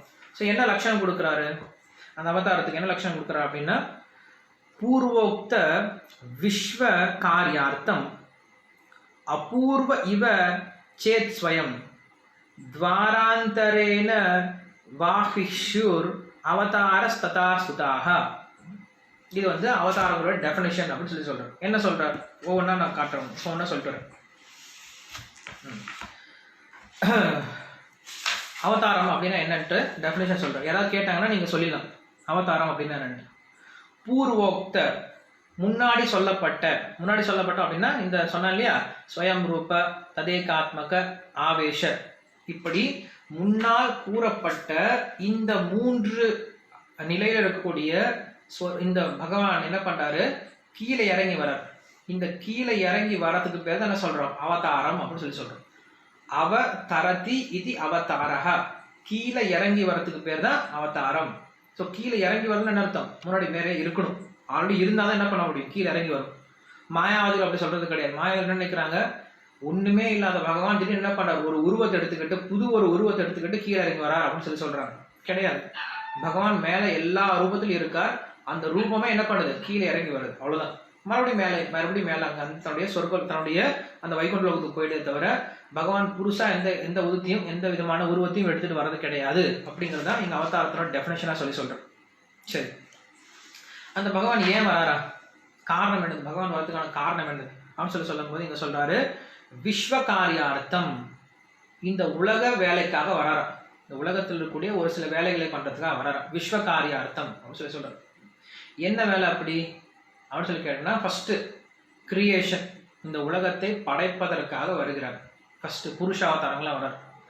ரெண்டாவது இந்த உலகத்தினுடைய தர்மம், இந்த உலகத்தை வந்து வழிநடத்துறதுக்கு, இந்த உலகத்தை வந்து படைப்புக்கு அப்புறம், அந்த படைப்புக்கு அப்புறம் இந்த உலகத்தை மறுபடியும் சரி பண்ணி இந்த உலகத்தை நடத்திட்டு போறதுக்கு என்ன பண்றாரு? அவருடைய உதவி தேவைப்படுது. அதுக்காக என்ன பண்றாரு? பல்வேறு அவதாரங்கள் வர்றார். அது வந்து அவர் வந்து இந்த குறிப்பா சொல்ல போனோம் அப்படின்னா தேவர்களுக்கு உதவி பண்றதுக்கு ஃபர்ஸ்ட் இந்த உலகத்தை படைக்கிறதுக்காக வரார். ரெண்டாவது தேவர்களுக்கு உதவி பண்றதுக்காக வரார். ஏதே சாம்ச கலாபம்சா கிருஷ்ணஸ்து பகவான் ஸ்வயம் இந்திரியாரி வியாக்குலம் லோகம் மிருதயந்தி யுகே யுகே அப்படின்னு சொல்லி சொல்றாரு. பாகவத்தில் சொல்லப்பட்டிருக்கு. இந்திரியாரி வியாக்குலம் லோகம், எப்ப இந்திராதிகள் அப்படின்னு சொல்லக்கூடிய தேவர்கள் வந்து துன்பப்படுறாங்களோ அப்ப என்ன பண்றாரு கிருஷ்ணர் பகவான் பல்வேறு அவதாரங்கள்ல கீழிறங்கி வரார் அப்படின்னு சொல்றாங்க. ஸோ அப்படிப்பட்ட அந்த பகவான் என்ன பண்றார், ரெண்டாவது இந்த விஷயம். மூன்றாவது எதுக்காக வராரு அப்படின்னா அசுரர்களை அழிக்கிறதுக்காக வராரு. நான்காவது பக்தர்களை பாதுகாக்கிறதுக்காகவும் தர்மத்தை நிலைநாட்டுறதுக்காக வராராம். அஞ்சாவது உண்மையில பகவானுடைய உண்மையான அவதாரத்தோடைய காரணம் என்ன அப்படின்னா இந்த உலகத்துல தன்னை பிரிஞ்சு இருக்கக்கூடிய அந்த பக்தர்களுடைய விரகத்தை போக்குறதுக்காகவும் அவங்களுக்கு தூய கிருஷ்ண பிரேமையை கொடுக்கறதுதான் என்ன பண்றாங்க பகவான் நீங்க கீழே பக்தியை சொல்லி கொடுக்கறதுக்காக வராரு. அந்த பக்தியில வந்து அந்த பகவானுடைய அந்த பக்தனுடைய உறுதித்தன்மையை அதிகப்படுத்துறதுக்கு, அந்த பக்தனுடைய பக்தியை அதிகப்படுத்துறதுக்காக என்ன பண்றாங்க பகவான் இந்த உலகத்துக்கு வரார். இப்படி பகவானுடைய அவதாரத்துக்கான காரணங்கள்லாம் 5 காரணங்கள் சொல்லப்படுது. சரி, அப்படி அந்த பகவான் எப்படி வராரா அப்படின்னு சொல்லும்போது எதுக்காக வரான்னு சொல்லிட்டோம். எப்படி வராரா, அபூர்வாகா அப்படின்னு சொல்றாரு. அபூர்வானா என்ன அர்த்தம், பூர்வ முன்னாடி, அபூர்வ இதுக்கு முன்னாடி அப்படி எப்பயுமே நடக்காத மாதிரி தோன்றார். பகவானுடைய ஒவ்வொரு அவதாரமும் ஒவ்வொரு அபூர்வமான அவதாரங்களா இருக்கும். அதனாலதான் நீங்க உடனே சொல்லி முடிச்சிடலாம் இது அவதாரமா இல்லையா அப்படின்ட்டு. பகவானுடைய அவதாரங்கள் ஒவ்வொன்றும் அபூர்வமான அவதாரங்களா இருக்குமா, சாதாரணமான ஒரு பிறப்பு மாதிரி இருக்காது, ஒரு அபூர்வமான ஒரு பிறப்பா இருக்குமா பகவானுடைய ஒவ்வொரு அவதாரங்கள். நம்ம எல்லா அவதாரங்களையும் பார்த்துதான் இருக்கும். ஸோ அப்படி நீங்க தெரிஞ்சுக்கலாம் பகவானுடைய அவதாரங்கள் எப்படி இருக்கும்னு. நீங்க யாராவது கேட்டாங்க அப்படின்னா கேட்கலாம், இந்த மாதிரி குவாலிஃபிகேஷன் இருக்கு அந்த அவதாரத்துக்கு, நீங்க யோசிச்சு பார்த்துக்கலாம். யாராவது சொன்னாங்க அவங்க கிட்ட கேட்டாங்க அப்படின்னு. ஸோ அப்படி என்ன பண்றாரு, பகவானுடைய அவதாரம் அபூர்வமானதாக இருக்கும் அப்படின்னு சொல்றாரு. அதுக்கப்புறம் என்ன சொல்றாரு, அந்த பகவான் எப்படி தோன்றுறார் அப்படின்னு சொல்லும் போது 2 வகையில் தோன்றுறார். ஒன்று ஒரு காரணத்தை வைத்து தோன்றுகிறார், 2வது தானாகவே தோன்றுகிறார். ஒரு காரணம்னா என்னது, அதாவது ஒரு பெற்றோரை வந்து ஒரு பெற்றோர்களை வச்சு பண்றாரு பகவான் தோன்றுகிறார். உதாரணத்துக்கு ராமர், கிருஷ்ணர். ஸோ அவங்க என்ன பண்றாங்க, ஒரு பெற்றோரை வியாஜமா வச்சு ஒரு பெற்றோரை காரணமா வைத்து என்ன பண்றாங்க அவங்க மூலியமா தோன்றுறாங்க. இது முதல். 2வது எந்தவித உதவியும் இல்லாம தானா தோன்றுறது. இப்ப நரசிம்மர் இருக்கார், நரசிம்மர் தானா வந்தார், மத்ஸ்யமூர்த்தி தானா தோன்றினாங்க, எந்தவித காரணமும் இல்லாம தோன்றினாங்க. ஸோ இப்படி என்ன பண்றாரு பகவான் வந்து 2 விதமா தோன்றார். ஒன்று சுயமாக தோன்றுகிறார், இன்னொன்று ஒருத்தருடைய உதவினால, ஒருத்தருடைய ஏஜென்சி மூலம் என்ன பண்றாங்களா பகவான் தோன்றுகிறார் அப்படின்னு சொல்றாரு. சொல்லி முடிச்சுட்டு இந்த பகவானுடைய அவதாரங்கள் மொத்தம் 3 வகையான அவதாரங்கள் அப்படின்னு சொல்றாரு. முன்னாடி 3 விதமான ரூபங்கள் பார்த்தோம், 3 விதமான அவதாரங்கள் அப்படின்னு சொல்றாரு. அவதாரங்கள் மொத்தம் 3 வகை தான். நம்ம 6 வகைன்னு சொல்லிட்டு இருக்கோம். ஆனா இங்க ரூபகோசம் என்ன பண்றாரு, மொத்தம் 3 வகையில எல்லா அவதாரங்கள் என்ன பண்றாரு அடக்கி வச்சுட்டாரு. என்ன அவதாரங்கள், பகவானுடைய 3 வகையான அவதாரங்கள் என்னது அப்படின்னு சொல்லும் போது முதல்ல புருஷ, 2வது லீலா, 3வது குண. இந்த 3 அவதாரங்கள் தான் இருக்கு. இந்த 3 அவதாரங்களாரையும் மற்ற எல்லா அவதாரங்களும் அடக்க வைப்பிடும். என்ன அவதாரங்கள் மற்ற 3 நம்ம சொல்லிட்டு இருக்கிறது, இந்த 3 இல்லாம என்னென்ன அவதாரங்கள் சொல்றோம், யுக அவதாரம் சொல்றோம். அதுக்கப்புறம் சக்தி ஆவேஷ அவதாரம் அப்படின்னு சொல்றோம். அதுக்கப்புறம் இன்னொரு அவதாரம் சொல்றோம் மன்வந்த அவதாரம். இந்த 3 அவதாரங்கள் இந்த அவதாரங்கள் இந்த 3 கேட்டகரிஸ்குள்ளே வந்துடும். அதனால என்ன பண்ண ரூபகோசாமி இங்க அவதாரங்களை 3ஆக பிரிச்சுட்டார். புருஷ, லீலா, குண அப்படின்னு சொல்லிட்டு 3ஆ பிரிச்சுட்டார். ஓகே. ஸோ இந்த 3 வகையான அவதாரங்களும் பொதுவாக எப்படிதான் இருக்குமா, சுவாம்சத்துல இருக்கும் இல்லைன்னா ஆவேசத்தில் இருக்கும் இல்லையா. சுவாம்சம் இல்லை ஆவேசம், விலாசத்துல வராது. விலாசம் அப்படிங்கிறது நாராயணன் மட்டும்தான், கிருஷ்ணர் கிட்ட தோன்றக்கூடிய நாராயணன் மட்டும்தான் விலாச அவதாரம். ஸ்வயம்ரூப அவதாரம் அப்படிங்கிறத பத்தி கடைசியா பேச போறேன்னு சொல்லிட்டேன். ஸோ அதனால கடைசியில் இருக்கிறது ஒண்ணு தான் என்னது, சுவாம்சம் மட்டும்தான். ஸோ பகவானுடைய மொத்த அவதாரங்களும் ஒன்று சுவாம்சத்துல இருக்கும் இல்லைன்னா ஆவேச அவதாரத்தில் இருக்கும். இந்த 2 அவதாரத்தை மையமாக கொண்டுதான் எல்லா விதமான அவதாரங்களும் வந்துட்டு இருக்கு அப்படின்னு சொல்லிட்டு இங்க வந்து இந்த அவதாரங்களுடைய 3 பிரிவுகளை சொல்லி முடிக்கிறார். ஓகே. இப்பதான் வந்து டாபிக் உள்ள போறார். புருஷ அவதாரத்தை பத்தி பேச ஆரம்பிக்கிறார். புருஷ அவதாரம்னா என்னது அப்படின்னு சொல்லி ஆரம்பிக்கிறார். புருஷ அவதாரங்களை பத்தி சொல்லும் போது அந்த புருஷ அவதாரத்துக்கு வந்து டெஃபினேஷன் என்ன பண்றாரு அப்படின்னா விஷ்ணு புராணத்துல எடுத்து கொடுக்குறாரு. நம்மளுக்கு வந்து பாகவத புராணம் இருக்கிற மாதிரி விஷ்ணு புராணம் அப்படின்னு ஒரு புராணம் இருக்கு. அந்த விஷ்ணு புராணத்துல பாத்தீங்க அப்படின்னா இந்த உலகத்தினுடைய தோற்றம் மற்றும் இந்த பிரபஞ்சத்தினோட இருக்கக்கூடிய எல்லா விதமான பிறப்புகள், எல்லா ஜென்மத்தினுடைய பிறப்பு எப்படி இருக்கும் அப்படிங்கிற எல்லா விஷயமும் விஷ்ணு புராணம் தான் நீங்க படிச்சீங்கன்னா ரொம்ப கிளியரா இருக்கும். ஸோ விஷ்ணு புராணத்தை படித்தோம் அப்படின்னா நம்மளுக்கு இந்த பிரபஞ்ச தோற்றத்திலிருந்து உயிரினங்கள் தோற்றத்திலிருந்து அதனுடைய மறை வரைக்கும் எல்லாம் ரொம்ப கிளீனாக அந்த விஷ்ணு புராணத்தில் கொடுக்கப்பட்டு அந்த விஷ்ணு புராணத்தில் என்ன பண்ணுறாங்க இந்த புருஷாவதாரத்தை பற்றிய விஷயத்தை டெஃபினேஷன் என்ன பண்ணுறாரு ரூப கோஸ்வாமி அந்த விஷ்ணு புராணத்தில் எடுத்து கொடுக்குறாரு. இந்த விஷ்ணு புராணத்தில் மொத்தம் 6 அத்தியாயங்கள் இருக்கு. அந்த 6 அத்தியாயங்களுடைய கடைசி ஸ்லோகம் அந்த கடைசி ஸ்லோகம் தான் எடுத்து பேசுறாங்க. அந்த புருஷாவதாரத்தினுடைய டெஃபினேஷனா சொல்றாரு. என்ன சொல்றாரு? தஸ்யைவ யோ அனுகுண பூக் புதைக ஏவ சுத்தயோ அப்பி அசுத்த இவ மூர்த்தி விபாக பேதः ஞானாவித சகல சத். ஸோ இது வந்து புருஷாவதாரத்துக்கு டெஃபினேஷனா சொல்றாரு. என்ன டெஃபினேஷன் கொடுக்குற? புருஷாவதாரம்னா டெஃபினேஷன் என்னது? ரொம்ப சிம்பிள். இங்க சொல்றாரு. இது வந்து கடைசி ஸ்லோகம், விஷ்ணு புராணத்தினுடைய கடைசி ஸ்லோகம். ஸோ புருஷாவதாரம்னா என்னன்னா, அவர் முழு முதற் கடவுள் கிட்ட இருந்து வர்றார். அவர் பார்க்கறதுக்கு எப்படி இருக்காரு அப்படின்னா, இந்த ஜட பிரபஞ்சத்தோட கலந்து அசுத்தம் அடைந்தார போல இருந்தாலும் அவர் எப்படி இருப்பாரா? சுத்தமா தான் இருக்காரு. சுத்தோ அப்படி அசுத்த இவ மூர்த்தி விபாக பேதையா. அந்த பிரகிருத்தினோட தொடர்புல இருக்கிறதுனால அவர் பார்க்கறதுக்கு அசுத்தமா இருந்தாலும் அவர் எப்படிதான் இருப்பார்? என்னைக்குமே சுத்தமா தான் இருக்காரு அப்படின்னு சொல்றாரு. அதுக்கப்புறம்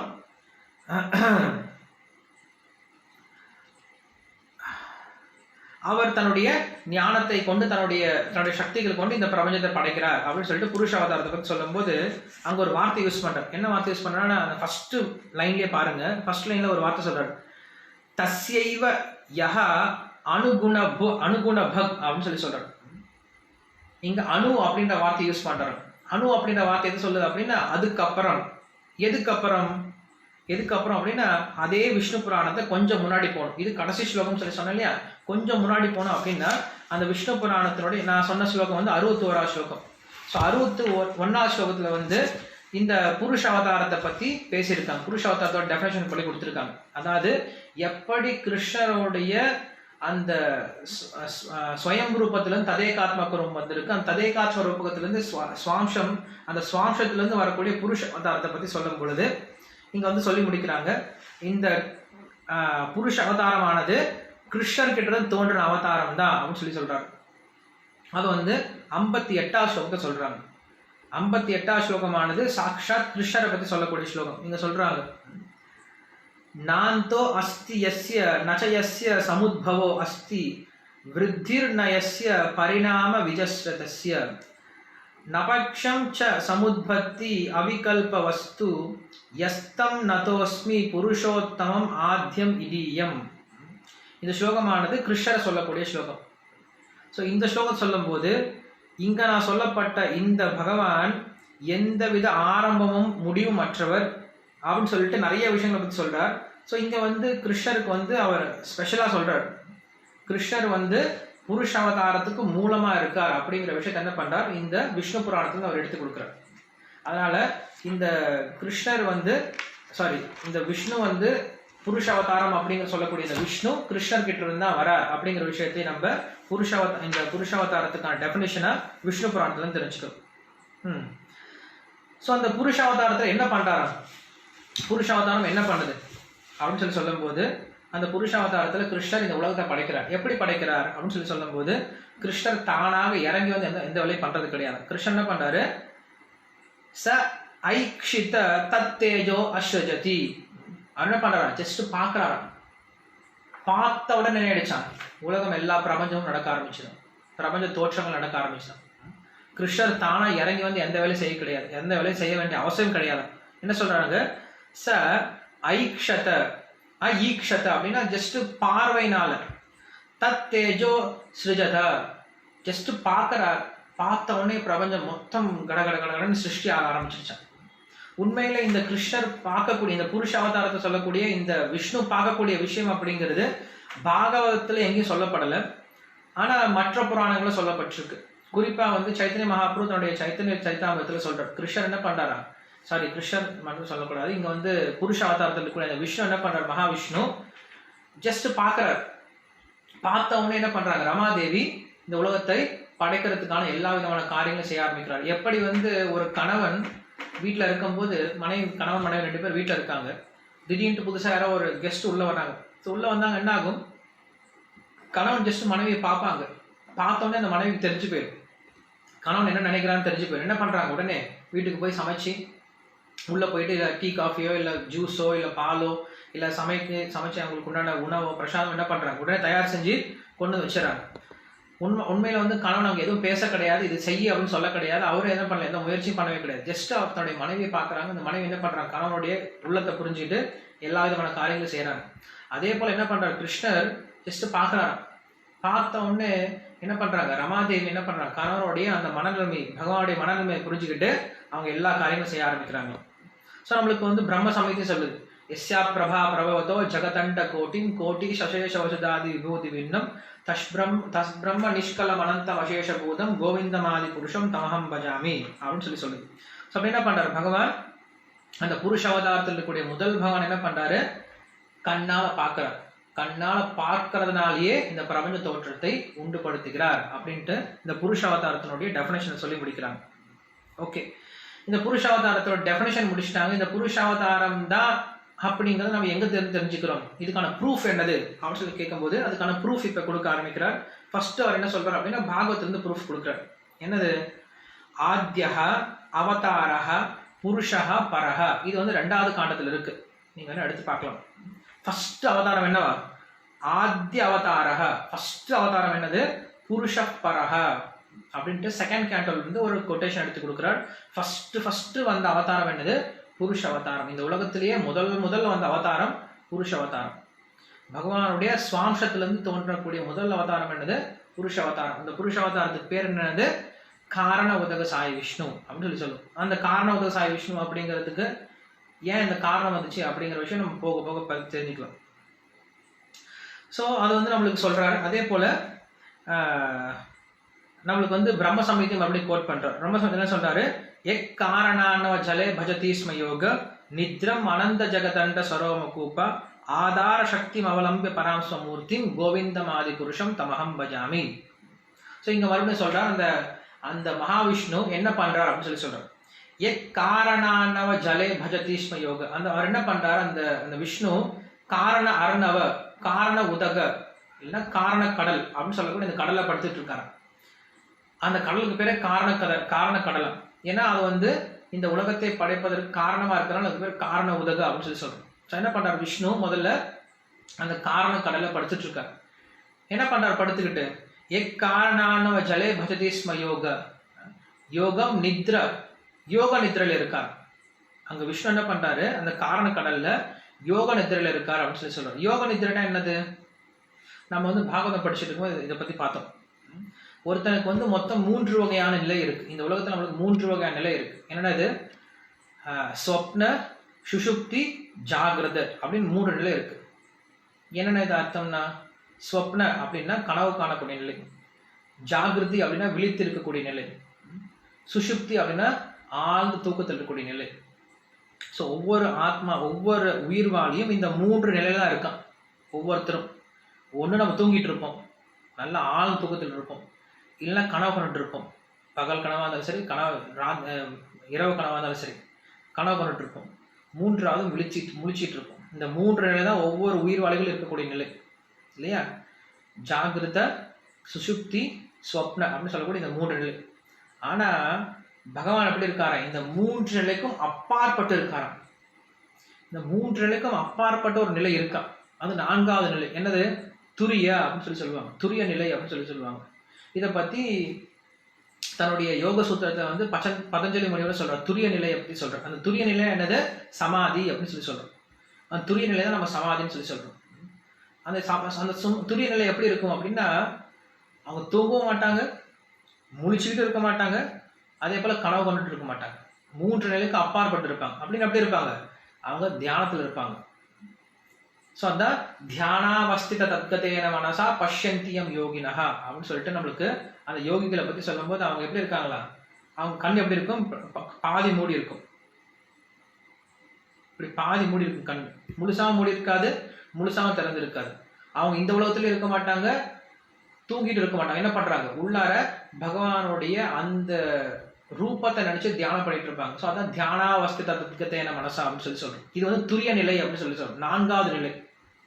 ஸோ பகவானுடைய அந்த 4வது நிலையை நம்ம என்ன பண்றோம், இந்த ஆத்மாவை என்ன பண்றோம், அந்த பகவானுடைய 4வது நிலையில போய் நிலை பெற செய்யறோம். அதுக்கு பேர் சமாதி அப்படின்னு சொல்லி சொல்றோம். ஸோ பகவான் என்ன பண்றாரு, இங்க அந்த யோக கடல்ல, அந்த காரண கடல்ல படுத்து என்ன பண்றாரு, யோக நிதிரையில இருக்காரு. யோக நிதிரையில என்ன பண்றாரு, ஜஸ்ட் கண்ணை மூடிட்டு யோக நிதிரையில யோசிக்க ஆரம்பிக்கிறார். இந்த உலகம் படைக்கப்படட்டும் அப்படின்னு என்ன பண்றாரா, சங்கல்பம் பண்றார். அந்த சங்கல்ப பலத்தினால என்ன ஆகுதா, இந்த உலகம் படைக்கப்படுது அப்படின்னு சொல்லி சொல்றாங்க. அதான் நம்மளுக்கு ஐத்திரேய உபனிஷத் சொல்லுது, ச ஐக்ஷித தத் தேஜோ ஸ்ருஜதி.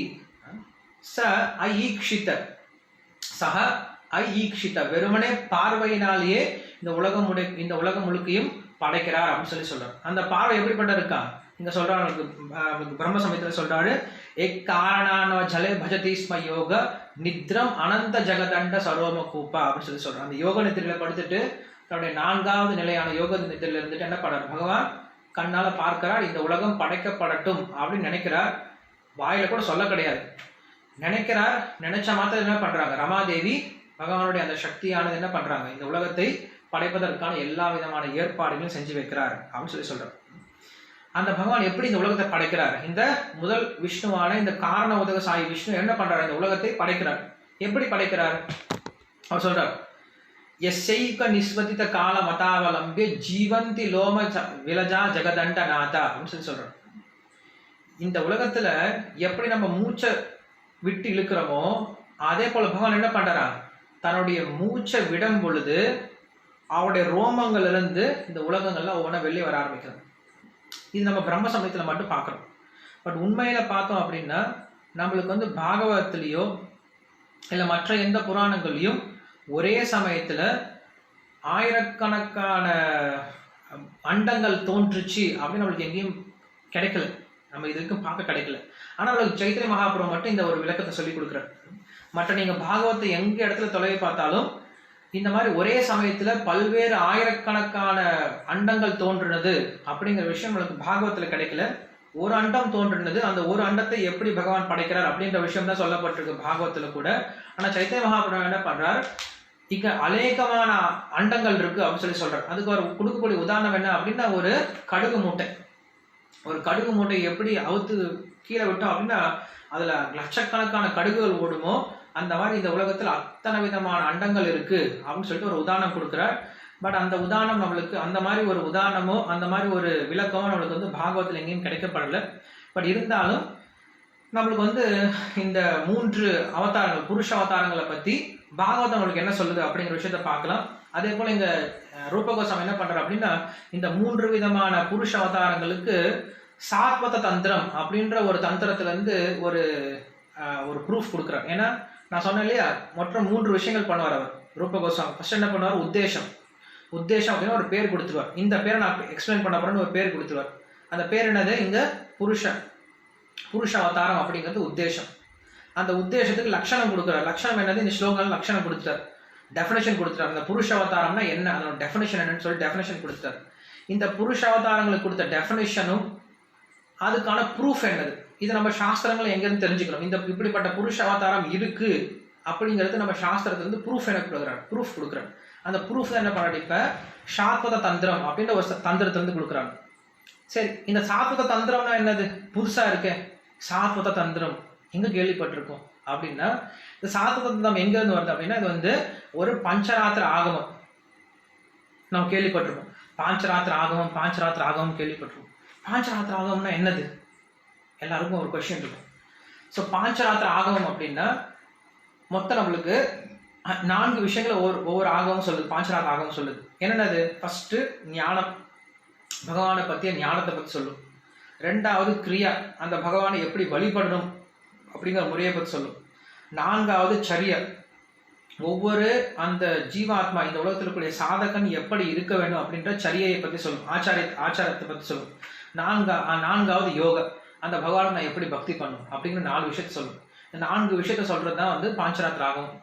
சரி, பாஞ்சராத்திர ஆகமம் என்னது முதல்ல அப்படின்னா, விஷ்ணு நாரதருக்கு தன்னை எப்படி வழிபட வேண்டும் அப்படின்னு என்ன பண்றாரு, தானே எக்ஸ்பிளைன் பண்றாரு. அதை 5 இரவு 5 இரவுகள்ல எக்ஸ்பிளைன் பண்றாரு. அதுக்கு பேர் தான் பஞ்ச ராத்திரி. 5 ராத்திரியில 5 இரவுகளை கொண்ட நேரத்தில் தன்னை எப்படி வழிபட வேண்டும் அப்படின்னு சொல்ற விஷயத்த என்ன பண்றோம், பாஞ்சராத்திர ஆகமம் அப்படின்னு சொல்றாங்க. இது வந்து ஒரு டெஃபினேஷன் கொடுக்குறாங்க. இன்னொரு டெஃபினேஷன் என்ன கொடுக்குறாங்க அப்படின்னா, இந்த பாஞ்சராத்திரம் ஆகமானது 5 விஷயங்களை பத்தி பேசுது. பகவானுடைய 5 நிலைகளை பத்தி பேசுது. என்னென்னது? பரத்வ, வியூஹ, அந்தர்யாமி, அப்புறம் விபவ, அப்புறம் அர்ச்சா அப்படின்னு சொல்லக்கூடிய பகவானுடைய 5 நிலைகளை பத்தி பேசுறதுனால இதுக்கு பஞ்சராத்திர ஆகமம் அப்படின்னு சொல்றாங்க. அதே போல 5 ரிஷிகள் பேசுனதுனால இதுக்கு பஞ்சராத்திர ஆகமம் அப்படின்னு சொல்றோம். 5 ரிஷிகள் யாரு? சாண்டில்ய, உபகாயன, மயுஜ்ஜன, கௌஷிக, பாரத்வாஜ அப்படின்னு சொல்லக்கூடிய 5 ரிஷிகள் பேசுனதுனால இதுக்கு பேரு பாஞ்சராத்திர ஆகமம் அப்படின்னு சொல்றோம். ஸோ இப்படி நிறைய வந்து விளக்கங்கள் கொடுக்குறாங்க பாஞ்சராத்திர ஆகமம் அப்படின்னா என்னன்ட்டு. நம்ம இஸ்கான் என்ன பண்றோம், நம்மளும் பாஞ்சராத்திர ஆகமம் யூஸ் பண்றோம். நம்ம பூஜா விதிகளுக்கு என்ன பாஞ்சராத்திரம் யூஸ் பண்றோம்? நாரத பஞ்சராத்திரம் அப்படிங்கிற பாஞ்சராத்திர ஆகமத்தை நம்ம யூஸ் பண்றோம். ஒவ்வொரு எந்த சம்பிரதாயமா இருந்தாலும் அவங்களுக்கு ஒரு ஆகமம் இருக்கும். சைவ ஆகமங்கள் இருக்கும், அதே போல வைணவ ஆகமங்கள் இருக்கு, சாக்த ஆகமங்கள் அப்படின்னு 3 வகையான ஆகமங்கள் இருக்கு. வைஷ்ணவர்கள் வைஷ்ணவ ஆகமங்களை பின்பற்றுவாங்க, சாக்தர்கள் சாக்த ஆகமத்தை பின்பற்றுவாங்க, அதே போல சைவர்கள் சைவ ஆகமத்தை பின்பற்றுவாங்க. ஸோ வைஷ்ணவர்களுக்கு நம்மளுக்கு இருக்கக்கூடிய ஆகமங்கள் மொத்தம் 59 பஞ்சராத்திர ஆகமங்கள் இருக்காங்க. ஒவ்வொரு சம்பிரதாயத்தும் ஒவ்வொன்று எடுத்து பின்பற்றுவாங்க. ஸோ நம்ம பின்பற்றக்கூடிய சம்பிரதாயம், நம்ம பின்பற்றக்கூடிய அந்த பஞ்சராத்திர ஆகமம் அப்படிங்கிறது நாரத பஞ்சராத்திரம் அப்படிங்கிறது நம்ம பின்பற்றோம். அந்த அந்த 59 பஞ்சராத்திரத்துல 31வது பஞ்சராத்திர ஆகமம் தான் இந்த சாஸ்வத தந்திரம் அப்படின்னு சொல்லக்கூடிய இந்த தந்திரம். இந்த சாஸ்வத தந்திரத்துல என்ன பண்றாரு ரூப கோஸ்வாமி நம்மளுக்கு எடுத்து கொடுக்கிறார். இந்த புருஷாவதாரங்களுடைய நிலை என்ன, இந்த புருஷாவதாரங்களை பத்தி எங்க விளக்கப்பட்டிருக்கு அப்படின்னு சொல்றாரு. ஸோ என்ன பண்ணியிருக்கார் ரூப கோஸ்வாமி? இவ்வளவு வேலை பண்ணியிருக்கார். நானா சாஸ்திர விசாரணைக்க நிபுணோ தத் தர்ம சம்ஸ்தாபகோ அப்படின்னு சொல்றோம்.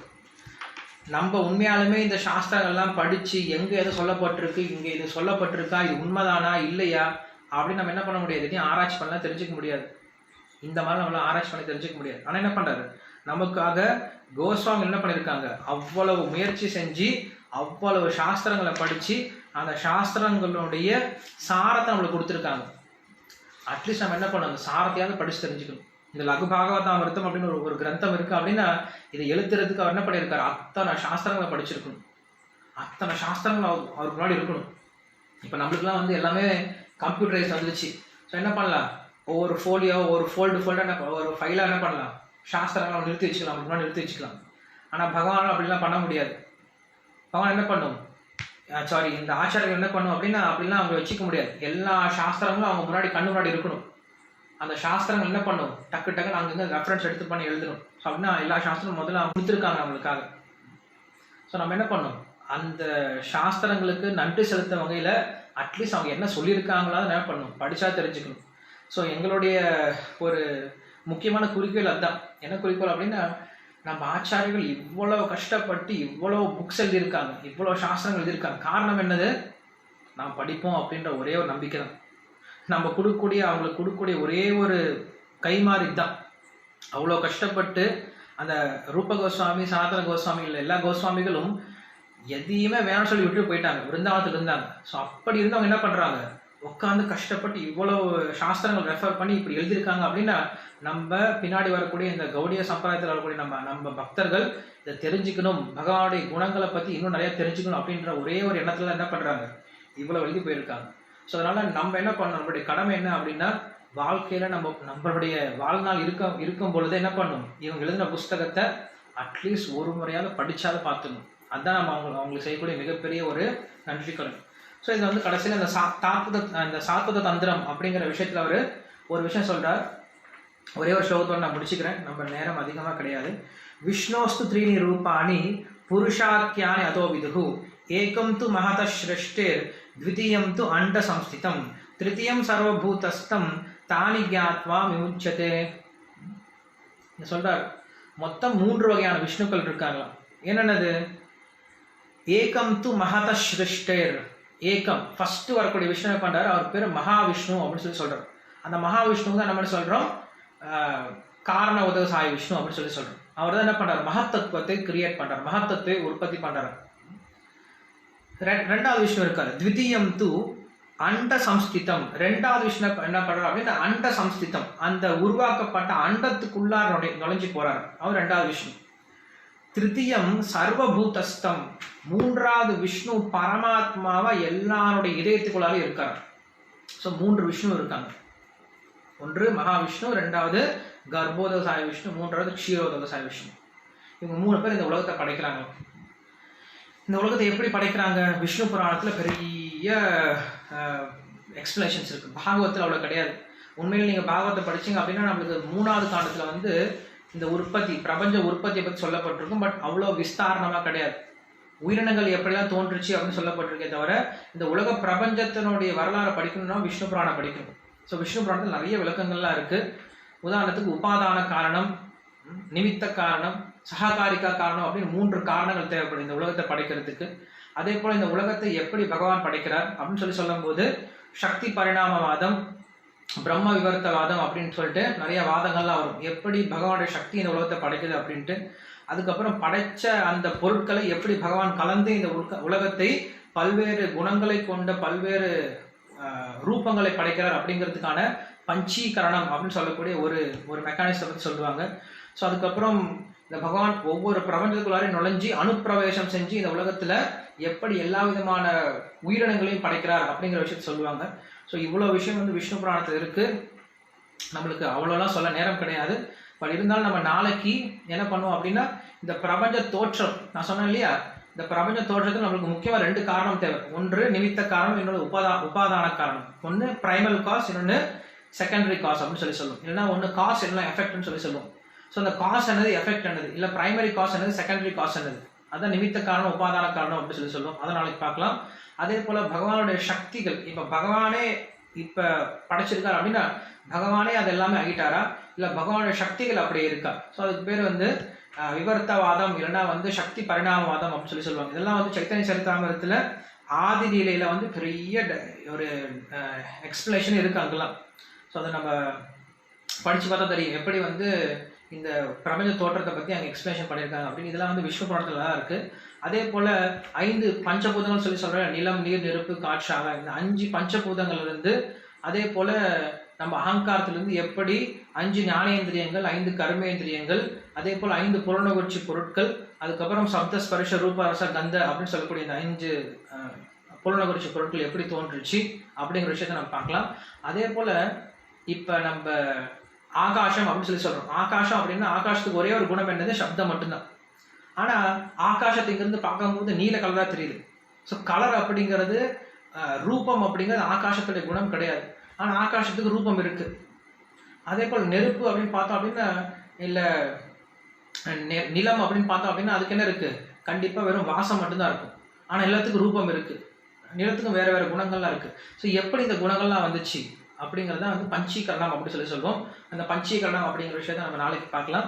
ஸோ நாளைக்கு வந்து எப்படி இந்த பிரபஞ்ச தோற்றம் நடந்துச்சு, இந்த 3 விஷ்ணுக்கள் என்ன பண்ணுறாங்க அப்படிங்கிறத பார்க்கலாம். அதே போல் குணாவதாரம், பகவான் என்ன பண்ணுறார், 3 குணங்கள் வர, எப்படி பிரம்மா விஷ்ணு சிவன் அப்படின்ற 3 குணங்களையும் எப்படி வந்து அந்த 3 குணங்களையும் வச்சு எப்படி இந்த உலகத்தை படைக்கிறார் அப்படிங்கிற விஷயத்தை நம்ம நாளைக்கு பார்க்கலாம். ஸோ நாளைக்கு நம்ம வந்து இந்த புருஷ அவதாரங்கள், இந்த புருஷ அவதாரங்களுடைய இந்த பிரபஞ்ச பிரக்ரியை, இந்த பிரபஞ்சத்தினுடைய தோற்ற பிரக்ரியை எப்படி நடக்குது, அதுக்கு மேலே காரணங்கள், உபாதான காரணம், நிமித்த காரணம், அதுக்கப்புறம் பஞ்சீகரணம் அப்படிங்கிற விஷயத்தையும் சக்தி பரிணாமவாதம் அப்படிங்கிற விஷயத்தையும் நம்ம நாளைக்கு பார்க்கலாம். நான் ஏன் உங்களுக்கு இந்த விஷயத்தெல்லாம் சொல்கிறேன் அப்படின்னா, நீங்கள் கொஞ்சம் படித்து பாருங்கள். வெறும் நானே கிளாஸ் கொடுக்கறது மட்டும் கிடையாது. நான் இப்போ உங்களுக்கு ஒரு சில கோட் வேர்ட்ஸ்லாம் சொல்லியிருக்கேன். ஸோ அந்த கோட் வேர்ட்ஸ் என்ன பண்ணுங்கள், நீங்கள் படித்து பாருங்கள். உபாதான காரணம்னா என்னது, நிமித்த காரணம்னா என்னது, அதுக்கப்புறம் சக்தி பரிணாமவாதம்னா என்னது, பஞ்சீகரணம் அப்படின்னா என்னது. ஸோ இந்த விஷயம் என்ன பண்ண கொஞ்சம் நீங்கள் படித்து பார்த்தீங்க அப்படின்னா உங்களுக்கு கொஞ்சம் புரிய ஆரம்பிக்கும். நம்ம நாளைக்கு பேசும்போது உங்களுக்கு ரொம்ப ரொம்ப சுலபமாக புரியும். இதெல்லாம் வந்து சைத்தன்ய சரிதாமிரத்தில் இருக்குது. நீங்கள் சைத்தன்ய சரிதாமிரத்தம் ஆதிலியில் எடுத்து பார்த்தீங்க அப்படின்னா அதில் வந்து அத்வைத ஆச்சாரியரை பற்றி விளக்கும் போது இந்த இந்த காரணங்கள்லாம் வரும். அதை நம்ம நாளைக்கு பார்க்கலாம். So thank you very much. Shri Raghu Bhagavatamritam கி ஜெய், ஸ்ரீ ரூப கோஸ்வாமி கி ஜெய், ஸ்ரீல பிரபுபாத் கி ஜெய். யாருக்கா ஏதாவது கொஷின்ஸோ டவுட்ஸ் தான் கேட்கலாம், பட் ரொம்ப டைம் போயிடுச்சு. Just 1 or 2 questions, otherwise we'll finish it here. Hare Krishna. Sarathi Prabhu, sorry, எதுவும் இந்த கதையெல்லாம் கிடையாது, இந்த ஃபிலாசபியாக தான் இருக்கும். நீ கதை சொல்ல சொன்னீங்கன்னா நான் நல்லா கதை சொல்லுவேன், பட் ஃபிலாசபிகள்லாம் இப்படி தான் இருக்கும். ஹரே கிருஷ்ணா பிரபுஜி, இன்னைக்கு சாரதி பிரபுவோட வெட்டிங் ஆனிவர்சரி பிரபுஜி. ஓ, சொன்னார் எனக்கு தெரியும். உங்களுக்கு மெசேஜ் போட்டிருக்கேன். 2 ஃபேமிலி நினைக்கிறேன், 2 குடும்பம்னு நினைக்கிறேன். ஆஹா, ஓகே. ஸோ எதாவது கொஷின்ஸ் இருக்கா? Comments, questions? பேசுகிற விஷயத்த வந்து என்ன பண்ணுங்க, நீங்கள் இப்போதைக்கு ஸ்டூடெண்ட்ஸ் எப்படி கிளாஸில் மக்கப் பண்ணுறாங்க அந்த மாதிரி மக்கப் பண்ணிட்டு வாங்க. ஒவ்வொன்றா போக போய் இன்னும் ஒரு எக்ஸ்பிளைன் பண்ணுவோம், டீப்பாக எக்ஸ்பிளைன் பண்ணிட்டு போவார் ரூப கோஸ்வாமி. ஹரே கிருஷ்ணா பிரபு, ரொம்ப நல்லா. ஹரே கிருஷ்ணா. சுபாகு பிரபு, ஹரே கிருஷ்ணா. ஹரே கிருஷ்ணா பிரபு, அவ்வளவு கஷ்டப்பட்டு இன்டர்நெட் நீ சரியாகிட்டீங்க. நான் என்ன சரி பண்றேன். ஹரே கிருஷ்ணா பிரபு. ஹரே கிருஷ்ணா. ஹரி போல், ஹரி போல். ஸோ கண்டிப்பா இது வந்து கொஸ்டின் கேட்கறதும் முடியாதுன்னா ஃபர்ஸ்ட் புரிஞ்சுக்க நம்ம என்ன பேசணும் அப்படிங்கிறது, அதுக்கே கொஞ்சம் டைம் ஆகும். ஹரே கிருஷ்ணா, தன்வத் பிரபுஜி. ஹரே கிருஷ்ணா ப்ரோ. கீர்த்தனேஷ் ப்ரோ, சொல்லு ப்ரோ. கிருஷ்ணா, ஹரே கிருஷ்ணா பிரபு. ஜஸ்ட் ஒரு அந்த அவதாரஸ், பர்பஸ் ஆஃப் அவதாரஸ் வந்து 5 பாயிண்ட்ஸ் 3 தான் என்னால் நோட் பண்ண முடிஞ்சது. To save the devotees, to kill the asuras, to give Krishna prema. 3 note பண்ணேன். First one creation, second one to help the demigods. First one is creation. Okay. Second one demigods. Okay. மூணாவது வந்து to kill the asuras. So இது எல்லாத்துக்கும் அவர் ஒரே ஒரு விஷயம் என்ன கொடுக்குறாரு அப்படின்னா விஸ்வகாரிய அர்த்தம் அப்படின்னு சொல்லி கொடுத்துறாரு. விஸ்வகாரியம் அப்படின்னு போட்டா முடியும். விஸ்வகாரியம். Okay okay. விஸ்வகாரியம் அப்படின்னு ஹெட்டிங் கீழ இந்த 5 கொடுத்துட்டாரு அவர். Okay okay. Okay bro. Hare Krishna. Thank you bro. Hare Krishna. Thank you. தண்டவத் பிரணாம் பிரபுஜி. ஹரே கிருஷ்ணா ப்ரோ. சோமவம்சி மாதவதாஸ். சொல்லுங்க ப்ரோ. ஹரே கிருஷ்ணா, நீங்க இந்த புக்ஸ் படிக்க சொன்னீங்களே, எந்த புக்ஸ் கொஞ்சம் சொல்ல முடியுமா படிக்கிறது? சைத்தன்ய சரிதாமிர்தம் ஆதிரி இல்ல. அது இல்ல. ஹரே கிருஷ்ணா. அப்புறம் இது சொன்னீங்களே, இந்த அவதாரம் சொல்லும்போது புருஷ லீலா குணாவதாரம் முக்கியமான 3 அவதாரங்கள். அதை சார்ந்து வரங்க யுக அவதாரம், இன்னும் 2 அவதாரம் சொன்னீங்களா, அதை நோட் பண்ண முடியும். மன்வந்தர அவதாரம், சக்தி ஆவேஷ அவதாரம். மன்வந்தர அவதாரம், இன்னொன்னு சக்தி ஆவேஷ அவதாரம். புரியல, எது? சக்தி அவதாரம், சக்தி ஆவேசம். சோ இந்த சக்தி ஆவேஷ அவதாரம், மன்வந்தர அவதாரம் மற்றும் யுக அவதாரம், இது 3மே நம்மளுக்கு இந்த 3க்குள்ள வந்துடும். புருஷ லீலா குணக்குள்ள வந்துடும். அதனால ரூப கோஸ்வாமி மொத்தம் 3ஆ பிரிச்சுட்டார், 6ஆ பிரிக்கல, மொத்தம் 3லயே பிரிச்சுட்டார். புருஷ லீலா குணம் முடிச்சிட்டார். தண்டவத் பிரணாம் பிரபு. ரொம்ப நன்றி பிரபு, ரொம்ப நல்லா இருந்தது கிளாஸ். ஹரே கிருஷ்ணா பிரபு. சார் பிரபு, ஒன் மோர் क्वेश्चन பிரபு. சொல்லுங்க ப்ரோ. பிரபு, சக்தி ஆவேஷ அவதாரம் வந்து இந்த அவதாரத்திலயும் வரும், பிளஸ் இதுலயும் எக்ஸ்பான்ஷன்லயும் வரும். இல்ல, அது எக்ஸ்பான்ஷன் கிடையாது. அவதாரம் அப்படிங்கிறது எல்லாமே அவதாரங்கள் தான். இப்ப கிருஷ்ணர் கூட அவதாரம் தான், ஆனா அந்த கிருஷ்ண அவதாரம் வித்தியாசமானதுன்னு சொல்லி முடிச்சிட்டார். நம்ம ஃபர்ஸ்ட் சொல்லும்போது ஸ்வாம்சா, தத்யேகாத்மா, அப்புறம் 3வது வந்து அவேஷ சொன்னோம். அப்போ அப்பயும் வந்து அவேஷ வந்தது, இப்ப இங்க வந்து அவதாரஸ்லயும் அவேஷ வருது. அந்த 3 எதை சொன்னார் அப்படின்னா, அவங்க அந்த 3மே வந்து வைகுண்டத்தில் இருக்கக்கூடிய வைகுண்டத்தில் இருக்கக்கூடிய ரூபங்கள். இந்த 3மே வைகுண்டத்தில் இருக்கக்கூடிய ரூபங்கள். அவங்க 3 பேருமே என்ன பண்றாங்க, கீழ இறங்கி வராங்க. சோ கீழ இறங்கி வரும்போது அவங்க அவதாரம் தான் நம்ம சொல்றோம். இந்த 3மே ஸ்வயம் ரூப, ததேகாத்மா, ஆவேஷ அப்படின்னு 3 பேருமே அங்க வைகுண்ட லோகத்தில் இருக்காங்க. அந்த 3 பேரும் என்ன பண்றாங்க, கீழ இறங்கி வராங்க. அதனால 3 பேருமே அவதாரம் தான். அவங்க 3 பேருமே அவதாரமா வராங்க. இது டெக்னிக்கலா இருக்கும், வேற ஒண்ணும் ப்ரோ. டெக்னிக்கல் டேர்ம்ஸ் தான் நிறைய இருக்கும். கொஞ்சம் போக போக நம்ம தசாவதாரத்தையும் சேர்த்து சொன்னா கொஞ்சம் ஈஸியா புரியும். சாரதி பிரபு, ஹரே கிருஷ்ணா. நீங்க நடுவில் போயிட்டீங்க.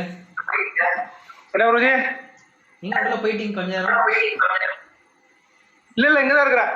ஓகே. ஒரு கெஸ்ட் வந்தாங்க, அவங்கள பார்க்க போயிருந்தேன். சரி. Okay bro. அதான் சொல்லிட்டு இருந்தேன், இது வந்து ஸ்டோரி எதுவும் இருக்காது பிரபு. நான் வந்து ஸ்டோரி மாதிரி சொன்னேன் அப்படின்னா அது வேற மாதிரி இருக்கும். ஸ்டோரி வேற வேணா சொல்லலாம், இது நான் ஸ்டோரி சொல்ல முடியாது. ஸ்டோரிக்கு வேற நம்ம கிளாஸ் வச்சுக்கலாம்னு சொல்லி சொன்னேன். இல்ல இல்ல பிரபுஜி, ரொம்ப நல்லதா இருக்கு கிளாஸ். நான் உங்களை பத்தி ஒண்ணும் சொல்லல, நேற்று கிளாஸ் இருந்தது நல்லா இருந்துன்னு சொன்னேன், கண்டிப்பா. வேற ஒண்ணும் நான் உங்களுக்கு அதனால அதுல வந்து ஸ்டோரி ஆட் பண்ணலாம் ஒன்னும் சொல்ல இது எப்படி இருக்கும் அதே மாதிரி சொன்னா போதும். இல்ல நேற்றைய கிளாஸ்ல ஹரே கிருஷ்ணா திருப்பங்க கோபால் தாசிய பிரபு சொல்லுங்க.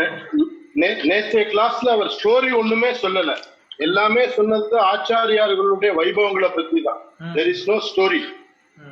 ஆச்சாரியார்களுடைய வைபவங்களை பத்தி, முகுந்த தத்தாவை பத்தி, புண்டரீக வித்யாநிதியை பத்தி, பஞ்சதத்துவ வைபவங்களை பத்தி தான் சொன்னாரே தவிர ஸ்டோரி அல்ல. It is not about story. குணங்களை பத்தி சொன்னாங்க, குணங்களை பத்தி. Hare Krishna. Okay bro, thank you. நாளைக்கு பார்க்கலாம். நாளைக்கு மற்ற விஷயங்களை பார்க்கலாம். புருஷன் மற்றும் குணத்தை நாளைக்கு பார்த்து முடிக்கலாம். ஓகே பிரபுஜி. 2 நாள் நம்மளுக்கு கட்டை இருக்கு, அதனால 2 நாள் கொஞ்சம் எக்ஸ்டெண்ட் ஆனாலும் ஆகலாம். நீங்க பாத்துக்கோங்க டேட்ஸ் மட்டும். என்ன பிரபுஜி? 2 நாள் கட் ஆச்சு, அதனால 2 நாள் கொஞ்சம் நம்ம டேட் கூட எக்ஸ்டெண்ட் ஆனாலும் ஆகலாம். நீங்க கொஞ்சம் பாத்துக்கோங்க. சரி சரி, ஓகே ஓகே ப்ரோ. நான் ரஷ் பண்ணல, கொஞ்சம் ஸ்லோவா தான் போறேன். நீங்க பாத்துக்கோங்க. ரஷ் பண்றதால ஃபாஸ்டா முடிச்சலாம், சீக்கிரமா டக்கு டக்கு முடிச்சலாம். சரி சரி, okay okay bro. So Narasimha prayer அப்ப. ஆமாம் பிரபுஜி, நரசிம்ம பிரேயர் பாருங்க, அவ்வளவுதான். நமஸ்தே நரசிம்ஹாய பிரஹ்லாதாஹ்லாததாயினே हिरण्यकाशिपूर्वक्षः शिलाटङ्कानकालाये इतो नृसिंह परतो नृसिंहो यतो यतो यामि ततो नृसिंह वही नृसिंहो हृदये नृसिंहो नृसिंहमादिं शरणं प्रपते तव करकमलवरेणका अद्भुत शृंगा दलिता हिरण्यकशिपु तनुभृंगा केशवधृता नरहरिरूपा जगदीश हरे जय जगदीश हरे जय जगदीश हरे। भक्ति विघ्न विनाश नरसिंहदेव भगवान की जय। भक्त प्रभु प्रहलाद महाराज की जय। श्रील प्रभुपाद की जय। हरे कृष्ण। हरे कृष्ण प्रभुजी, थैंक यू वेरी मच प्रभु। थैंक यू प्रभु। नाளைக்கு பார்க்கலாம் प्रभुजी। हरे कृष्ण।